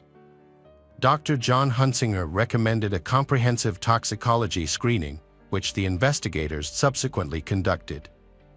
In January 2021, Sergeant Louis Matt and DEA Cruz received toxicology test results that contradicted Joel Pellet's claim that Maria had been given clonazepam. The report actually showed that Maria's body did not have that drug. However, it revealed something more astonishing: the presence of 7 other powerful drugs. These medications, typically used in surgical procedures, included morphine, Demerol, Versed, propofol, and ketamine, as well as lidocaine and Naren. Specifically, propofol and ketamine are commonly used as sedatives and painkillers during surgeries. Administered through and for. The unusual presence of these drugs was significant, as they are tightly controlled and rarely accessed outside of anesthesiology departments, making it difficult for even many medical professionals to obtain them. The discovery of propofol in Maria's system was the most startling revelation for the investigators. Investigators believe that Joel Pellet, as a nurse anesthetist, had access to propofol due to his profession. Dr. Hunsinger, who worked with Joel Pellet and had experience with propofol, was shocked by the amount found in Maria's system, saying it was the highest amount he had ever seen. This led doctors to believe that propofol was the direct cause of Maria's death. They reasoned that, given his profession, Joel Pellet would have known the proper dosage to either anesthetize someone or cause an overdose. Additionally, a small mark on Maria's arm suggested that she may have been injected with some substance. Considering the autopsy report, Joel Pellet's suspicious behavior, and Maria's journal entries, the investigators believed they had enough evidence to arrest Joel Pellet for the murder of his wife. An arrest warrant was promptly issued, and authorities took Joel Pellet into custody without incident, as if he had anticipated and accepted his fate. Joel Pellet was then taken to the police station, marking a new phase in the investigation. The trial started on March 21, 2023. As the legal proceedings unfolded, both the prosecution and defense presented their cases. A prosecution team composed entirely of women known as Maria's team utilized Maria Manos's journal entries to construct a compelling case against Joel Pellet. By sharing Maria's diary entries, prosecutors wanted to show the jury that Maria was a wonderful, caring, and intelligent mother whose vibrant spirit shone through the pages of her diary. The prosecutors alleged that Joel Pellet first drugged Maria by lacing her drink with a substance to make her sleepy. Once she was unconscious, they believed he injected her with propofol. Additionally, they suspected that Joel Pellet deliberately delayed calling 911, waiting long enough to ensure that first responders would be unable to revive her when they arrived. The prosecution team stated that Maria's journals helped them understand the challenges she faced, which fueled their determination to seek justice in her case. Roberto Bali, Joel Pellet's lawyer, informed the jury that his client had been trying to work on his marriage with Maria Manos before her death. Roberto Bali noted that the medical examiner's report still did not clearly state the cause of Maria's death, and there was not enough evidence to prove Joel Pellet was responsible for her death. Roberto Bali pointed out that Joel Pellet had given Maria a medication called Naren, used to counteract overdoses, on the night she died. He also acknowledged that both Joel Pellet and Maria had struggled with drug addiction in the past. However, Roberto Bali argued that Maria had willingly taken the drugs without being forced, as there were no signs of trauma or coercion on her body. Despite this, investigators found that Maria did not have a history of drug addiction and that Joel Pellet was the only one who could have provided her with the large quantity of propofol. Maria was murdered, and Joel Pellet was put on trial for the crime. During the trial, it was revealed that Joel Pellet had given Maria a substance to calm her down, and he had brought home drugs, including propofol, from work. The jury quickly reached a verdict, finding Joel Pellet guilty of murder after just 1 hour of deliberation. The trial lasted for 9 days, concluding on March 30, 2023, with the guilty verdict. Joel Pellet was later sentenced to life in prison for the murder, plus an additional 10 years for tampering with evidence, and a $10,000 fine. This sentence was handed down on April 27, 2023. The motive behind Joel Pellet's killing of his wife Maria Manos is not entirely clear, but the prosecution believes it was driven by his desire to end his marriage and start a new relationship with his girlfriend Janet Aridan. As a result, Joel Pellet was held accountable for his actions. Welcome back, detectives. Let's dive into another horrible case. The case of Mary Katherine Higdon. Mary Katherine Higdon, born in 1994, was a lively child known for her sense of humor and ability to make others laugh with her witty remarks and impersonations. She enjoyed spending time outdoors and exploring nature, often taking walks around town with her pet frog perched on a shoestring.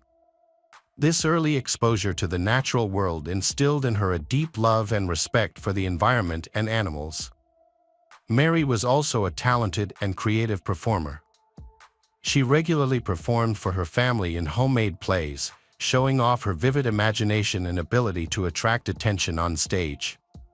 Her family recognized her natural talent and envisioned a bright future for her. As she grew older, Mary developed another passion, that was firearms. Under proper guidance, she learned to handle guns responsibly, respecting their power and potential. Through dedication and practice, Mary became a skilled marksman during her high school years. Mary Katherine met the love of her life, Stephen Freeman, who was born on January 1, 1995, in Griffin, Georgia. He was raised in a close-knit family with his parents and brother. As a child, Stephen was known to be happy and friendly, with many friends who described him as laid-back, kind, and helpful. Those who knew him said he genuinely cared for everyone around him. Stephen had a deep appreciation for nature and enjoyed spending time outdoors. Their love for nature led them to enjoy activities like hiking, camping, fishing, and hunting together. This shared interest laid the groundwork for their robust relationship. After graduating from high school, they started a new chapter in their lives. As high school sweethearts, they decided to take their relationship to the next level by moving into a house together in Griffin, Georgia. Living in their own space excited Mary Katherine and Stephen. Stephen's mother welcomed Mary Katherine as more than just her son's partner. She genuinely considered her a daughter and accepted her into their family. Mary Katherine and Stephen visited Stephen's parents every Sunday for a big family dinner, a tradition that strengthened their bond and cemented Mary Katherine's place within the family. Stephen's friends initially had reservations about his relationship with Mary Katherine. However, as they spent more time together, they grew to appreciate how well-suited Mary Katherine and Stephen was. Mary Katherine brought happiness and joy into Stephen's life, and her love for Stephen was admirable.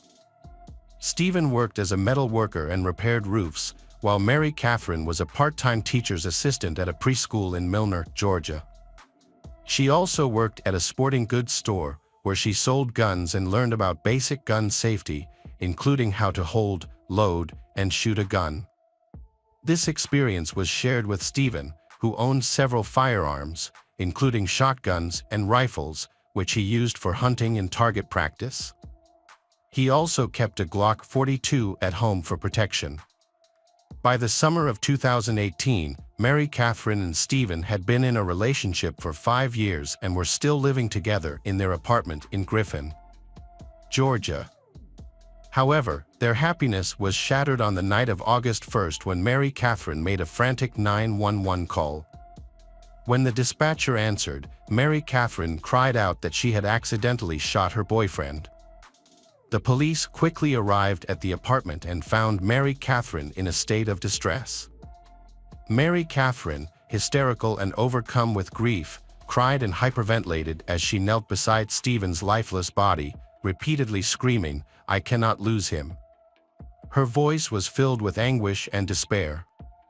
As the police gently moved Mary Katherine away from Stephen, they were able to assess his condition. They found that he had been shot in the chest but was still alive. An ambulance was called to rush Stephen to the hospital, where doctors worked to save his life. Despite the medical team's best efforts, Stephen's condition continued to worsen, and he eventually passed away due to the severity of his injuries. Mary Katherine accompanied the police to the police department for a formal interview after Stephen was taken to the hospital. She began by recounting the events of the night that led to her accidentally shooting Stephen. According to Mary Katherine, she was handing Stephen the gun because he usually kept it on the side of his bed at night for safety. However, she stated that they never kept a bullet in the magazine of the guns. During the interview, the police noticed the smell of alcohol on Mary Katherine's breath. As the questioning continued, Mary Katherine's story about the shooting changed. Initially, she said she handed the gun to Stephen, but later claimed she tossed it to him instead. The police were skeptical about her story, knowing that the gun would not fire randomly when thrown, and someone must have pulled the trigger. Furthermore, the location of Stephen's gunshot wound led the police to believe that Mary Katherine must have been pointing the gun directly at him for the bullet to strike where it did. At one point during the interview, Mary Katherine said she shot Stephen out of anger. However, due to technical issues, only feedback was recorded during this part of the conversation, despite the police recording the entire interview. The police believed they had sufficient forensic evidence to prove that Mary Katherine deliberately shot her boyfriend Stephen, even without a crucial part of the recording. At their apartment, investigators found signs of a heated argument before the shooting. The presence of scattered food throughout the house indicated that an altercation had taken place. Additionally, it was found that police officers had visited the house of Mary and Stephen 5 times in the past year due to domestic disputes.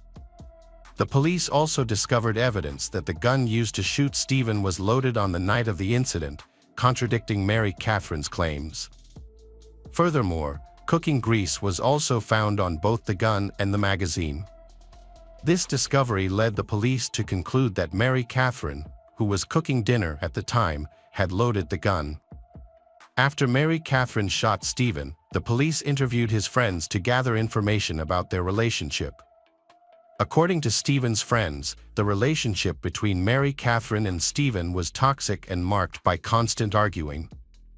They reported that Mary Katherine and Stephen frequently had heated confrontations. Stephen's friends reported that Mary Katherine was extremely possessive and verbally abusive towards him. They claimed she showed signs of mental instability, which made their relationship increasingly tense. Whenever Stephen tried to take some space and leave their apartment, Mary Katherine would bombard him with texts and calls, forcing him to block her. One friend revealed that Stephen had confided in him about Mary Katherine pulling a gun on him at least 3 times in the past. Stephen didn't report incidents to the police because he worried Mary Katherine would get in trouble. His primary concern was her well-being, even when his own safety was at risk. When his friends found out that Mary Katherine accidentally shot Stephen, they struggled to believe it since she knew how to handle a firearm. 3 months before the shooting, Stephen told a friend that Mary Katherine was behaving erratically, screaming outside, and trying to shoot both him and herself. A month later, Stephen confided in another friend that Mary Katherine had pointed a gun at him before, but the most recent incident made him genuinely fear she would follow through. By July 2018, Stephen was exhausted with Mary Katherine's behavior and considered leaving her after 7 years together. He planned to secretly move to a new town while she was out due to fearing her reaction if she knew. Police later discovered text messages from July 30, 2018, 2 days before Mary Katherine fatally shot Stephen. The first text message sent by Stephen to Mary Katherine on July 30 read, "Good morning, beautiful. Don't forget." Mary Katherine responded with, "Have a great day." Stephen then replied, "You too. Love you." However, the police found that the following night, July 31st, Stephen spent the evening at a friend's house and did not return Mary Katherine's texts or calls because they was fighting. On the night of the shooting, August 1st, Mary Katherine was at home preparing dinner, but Stephen was not there. She reached out to Stephen's mother. She informed her that Stephen was with his friend. Angry at Stephen, Mary Katherine started driving to his friend's house. As she drove, she spotted Stephen sitting in the passenger seat of his friend's truck. Mary Katherine pulled alongside Stephen's friend and started yelling at Stephen. Stephen tried to calm Mary Katherine down, assuring her that he was on his way home. Mary Katherine allegedly pointed a gun at Stephen multiple times, according to his friends. However, Mary strongly denied these claims, stating she never pulled a gun on him. On another hand, Mary Katherine did admit to threatening to take her own life with a gun on several occasions. Stephen's mother believed that he stayed with Mary Katherine due to her repeated threats of self-harm, which made Stephen fear for Mary's life if he left. On the night of the incident, Mary Katherine claimed that Stephen became violent, throwing the dinner she prepared in her face. She stated that she picked up the gun for self-defense, trying to scare Stephen away and make him leave the apartment. According to her, Stephen lunged at her, causing her to back away, and the next thing she knew, he was bleeding from the chest. At the time of Stephen's shooting, Mary Katherine did not tell the police about Stephen's history of violence towards her because she was embarrassed. According to Mary Katherine, Stephen had been violent and controlling in the past, even kicking her out of bed with enough force to make her hit her head on the door frame. However, Stephen's friends had a different perspective on the relationship. They claimed to have witnessed Mary Katherine hitting Stephen, including one instance where she slapped him hard in the face. On the other hand, Mary Katherine's sister had a different view of their relationship. She reported seeing bruises on Mary Katherine's arm 2 weeks before Stephen was shot. When she asked Mary Katherine about the bruises, Mary Katherine said that Stephen had grabbed her. After investigating Stephen's death, the police concluded that it was a murder. As a result, Mary Katherine was charged with murder, aggravated assault, and possession of a firearm during the commission of a felony. The state offered Mary Katherine a plea deal and receive a life sentence with the possibility of parole. However, she rejected the offer and chose to went to trial, pleading not guilty and arguing that she shot Stephen in self-defense. The trial began on June 17, 2019, nearly a year after Stephen's death. Mary Katherine's attorneys claimed that she acted in self-defense, citing her genuine fear of Stephen due to his violent and abusive history. They presented evidence of Stephen's controlling, manipulative, and violent behavior to support their case. During the trial, Mary Katherine testified in her own defense, sharing emotional accounts of the constant abuse she suffered at the hands of Stephen. She described a pervasive pattern of physical, mental, emotional, verbal, and sexual abuse, stating that Stephen would frequently hit her, humiliate her, and subject her. Mary Katherine reported that Stephen subjected her to various forms of abuse. She shared instances where he physically and verbally abused her. The abuse had a profound impact on her physical and emotional well-being, leaving her feeling trapped and fearful for her life. During the trial, Mary Katherine's defense presented a text message from Stephen, stating that she would be punished when he returned home. When questioned about the meaning of this message, Mary Katherine explained that Stephen would physically abuse her and demand that she be a better girlfriend. The defense also presented another text message, in which Stephen warned Mary Katherine not to hit him, threatening to retaliate with twice the force. In her testimony, Mary Katherine described a red room where Stephen and Mary Katherine engaged in aggressive and sometimes violent intimacy, likening it to a concept from the popular book series 50 Shades of Grey. Mary's defense attorneys presented a text message from Stephen, which stated, "I miss you too much, I'm coming home, and you're about to get it bad, you're going to the red room." Mary Katherine also testified that Stephen sexually assaulted her on 2 occasions, one of which occurred after they returned from a vacation to Walt Disney World. Mary Katherine reported that their intercourse had become increasingly aggressive, and she expressed her discomfort to Stephen, asking him to stop. However, instead of heeding her pleas, Stephen allegedly intensified his efforts. He claimed that she had received various gifts at Disney World and now owed him what was rightfully his. According to Mary Katherine, Stephen told her that she had to give him what he wanted and what he deserved. The defense presented additional evidence in the form of text messages from Stephen to support Mary Katherine's claims of abuse. These messages were vulgar, threatening, and demonstrated a pattern of verbal assaults directed towards Mary Katherine. The defense had over 60 pages of text messages from Stephen that showcased his abusive behavior. One particular image sent while Stephen was out with a group of friends was particularly disturbing. In the image, Stephen was holding a large dead fish aloft with the caption, "This is you." Another message from Stephen to Mary Katherine, after she cheated on him, read that he would wreck her for her wrecking him. The defense also alleged that Stephen struggled with addiction to drugs and alcohol, which led to violent outbursts. During the conversation about the night Mary Katherine shot Stephen, she claimed that she ended their relationship, not Stephen. According to Mary Katherine, Stephen did not take the breakup and acted like he was going to attack her. Fearing for her safety, she grabbed a gun in self-defense. Mary Katherine stated that the last words she exchanged with Stephen before shooting him were, "Get out of my house." However, Stephen's friends and family disagreed with Mary Katherine's portrayal of him as violent, abusive, and dangerous. They described him as laid-back, friendly, and caring.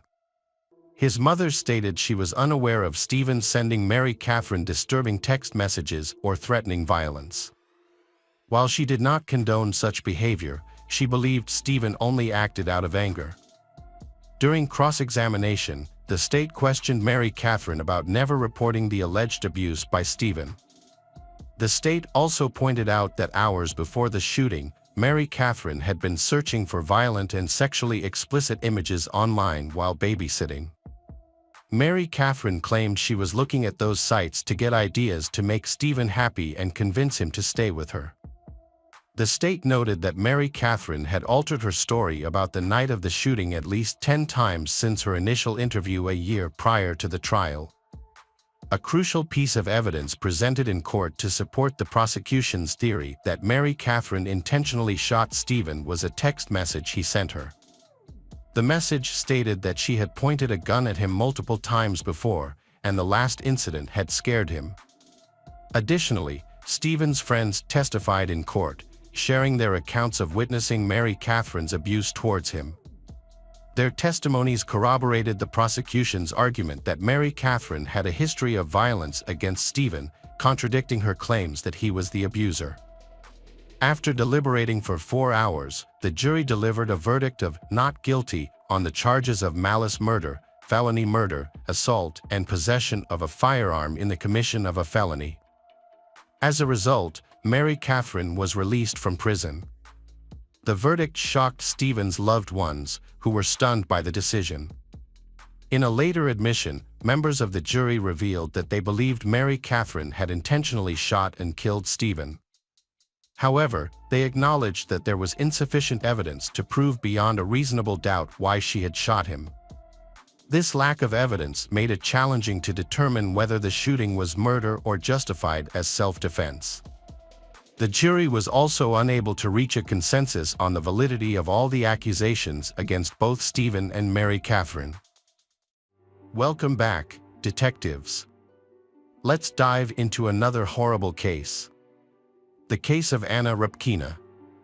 Anna Repkina, a 27-year-old woman from Chelyabinsk, Russia, she was a bright and ambitious individual from a good family. Her outlook on life was optimistic, and she yearned for love.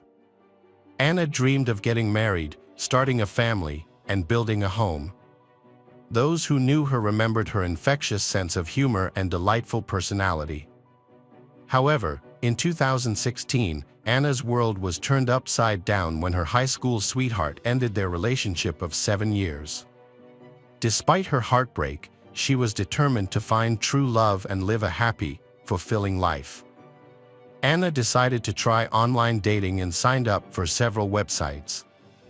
She quickly matched with a man named William Hargrove on a Russian dating site. William, a 26-year-old from Oregon. He showered her with kindness and compliments, making an effort to be present for her despite the distance between them. People who know William describe him as a charismatic and humorous person. As Anna and William's online relationship progressed, they spoke every day and became more serious over the course of a few months. They shared many common interests, and Anna and William got along very well. William was the sweetest, he kept sending her flowers. Soon, they started talking about meeting in person. The chemistry was already there over the cell phone. Anna and William decided to meet in person, taking their months-long relationship one step further. In December 2016, Anna booked a flight to visit William in Oregon. However, there was a mix-up. Anna had accidentally booked a ticket to Portland, Maine, instead of Portland, Oregon. By the time the mistake was discovered, Anna had already arrived in Maine. Determined to spend the Christmas holidays with William, Anna rebooked her flight and arrived in Oregon just in time. William was there to greet her at the airport. Over the next 10 days, they experienced the ultimate festive romance. William also introduced Anna to his friends. And they shared a magical New Year's Eve countdown together, sealing their connection with a romantic kiss at midnight. At the end of Anna's 10-day visit, William proposed to her with his grandmother's emerald ring, and she accepted. However, what Anna didn't know was that William was already involved with someone else, his landlord, Michelle Chavez. Michelle was a 33-year-old married woman with 2 kids, but that didn't stop her and William's romantic relationship, which had been going on for over a year. When Anna visited William, she met Michelle, who was introduced to her as William's landlord, unaware of the true nature of their relationship. Michelle seemed to be aware of William's intentions to propose to Anna, but she didn't reveal their secret, possibly because she believed William would never leave her. Anna had returned to Russia after getting engaged to William and posted a picture of her ring on Facebook. The post appeared on Michelle's homepage, revealing the shocking news. Michelle was not only angry that her boyfriend, William, was engaged to another woman, but Michelle had also planned to leave her husband for him. In fact, Michelle had already taken off her wedding ring and given it to William as a symbol of her commitment. What Michelle didn't know was that William had given Anna the same ring that Michelle had given him. When Michelle confronted William about the engagement, he downplayed the situation, claiming that Anna meant nothing to him and that he would break off the engagement. However, on March 1, 2017, Anna returned to Oregon, ready to start her new life with William, bringing her wedding dress and a suitcase with her. She had even quit her job, expecting to be with William forever. Michelle was unhappy about the situation. Anna's mother, Yelena, had previously expressed concerns about her daughter moving to a new country for a man she barely knew. Yelena thought Anna was moving too quickly, but Anna insisted she was in love and didn't see the need to wait. Yelena eventually gave her blessing. However, Michelle was furious when she realized Anna's visit was actually a permanent move. She asked William to find a new place to live, as she didn't want the engaged couple staying with her. William agreed and rented an apartment for himself and Anna. Despite this, William continued to secretly visit Michelle, reassuring her of his commitment to her and downplaying his relationship with Anna. Michelle grew increasingly worried about how serious Anna and William's relationship was becoming, so she decided to take action. She contacted Anna on Facebook and revealed everything that had been going on behind her back. Anna shared with William everything Michelle had told her, but he dismissed it as mere jealousy from an ex-girlfriend. Anna trusted William's explanation and decided to move forward with their wedding plans. They had set a date of March 23 to get married by the sea. Anna wore the wedding dress she had brought from Russia, but the officiant failed to arrive. After a long wait, they returned home. According to William, the officiant was ill, and Anna believed him. However, William had been clear about his feelings. He didn't love Anna and saw her as unimportant. Despite this, Anna refused to accept the reality of the situation. Michelle was exhausted with the situation. On April 15, she had reached her limit and told William he had to make a decision, her or Anna. Michelle made it clear that she wouldn't tolerate him leading a double life any longer. Michelle told William that if Anna wasn't out of the picture by Thursday, April 20th, she would take drastic action. When she said she would build a snowman, Michelle meant that she would harm or kill Anna and hide the body in a remote, cold location where it would never be found. After her conversation with William, Michelle couldn't reach him. She assumed he had chosen Anna and left him several voicemails to express her feelings. However, the next day, Sunday, April 16th, William called Michelle and told her that he was now single. He explained that he and Anna had broken up and she was returning to Russia. It was Easter Sunday, and Michelle had been attending a family gathering. However, Michelle left her family's celebration to meet William. They of them reconnected and reaffirmed their relationship by being intimate in William's car. On April 17th, Anna's body was discovered in a forest, but the investigators had no idea who she was. She didn't have any identification on her and had only been in the state for about a month, making it difficult to start the investigation. There was no murder weapon at the scene, but among the trash scattered around her body was a clear plastic bag. Inside the bag, detectives found a KFC receipt, an empty Pepsi cup, and a used KFC chicken wrapper. The KFC receipt turned out to be a crucial piece of evidence. The receipt contained the date, time stamp, and debit card number, which led investigators to Kevin Thomas, the owner of the debit card. Kevin, it turned out, was a close friend of William's. When questioned, Kevin revealed that he and William were very close. Kevin also mentioned that he and William had a tradition of going to KFC for lunch every Friday. The receipt was from a purchase made about a week before William was questioned by the police. During the questioning, the police mentioned that they had found garbage from KFC in the trash, which they believed was from the previous week. William acknowledged that he and Kevin regularly went to KFC on Fridays. It was revealed that Kevin had paid for his meal with a credit card, while William had paid in cash.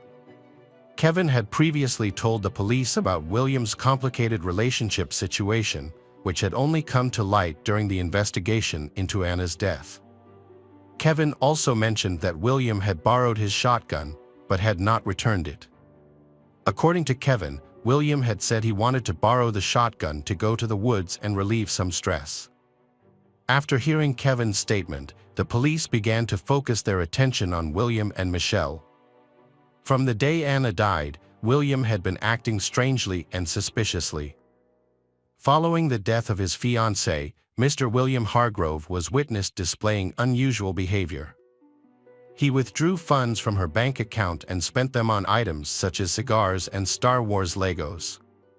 He justified these purchases to his friend Kevin by saying he was trying to alleviate his grief.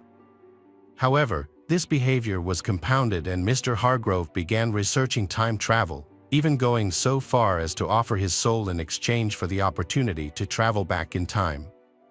When asked why he wanted to travel back in time, Mr. Hargrove explained that he wanted to return to April 16th to prevent his friend from making a mistake. However, this claim appears dubious, as on the same date, Mr. Hargrove was recorded crying in the arms of a store employee, claiming his girlfriend had left him. This raises doubts about the sincerity of his claim, particularly as he had been living with Michelle, despite her not being his anymore. William was taken into custody by the police and questioned. Initially, they asked him about his whereabouts on April 16th. William stated that he had gone for a drive with Michelle. However, when questioned about his relationship with Anna, William claimed they were just acquaintances, having met while walking in downtown Corvallis.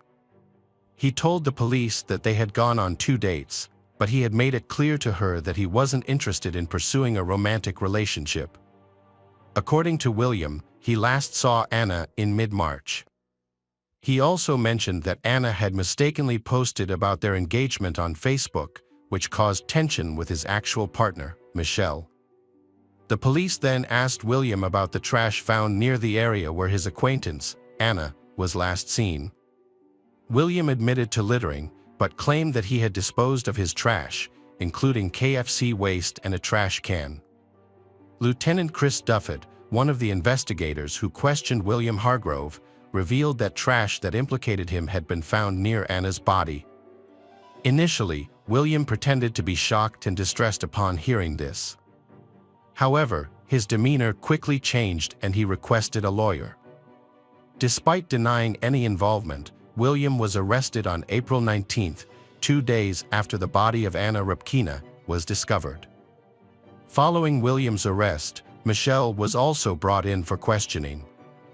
When questioned about her whereabouts on April 16th, Michelle provided a rehearsed alibi, stating that she and William spent the day driving together after he picked her up from her mother's house.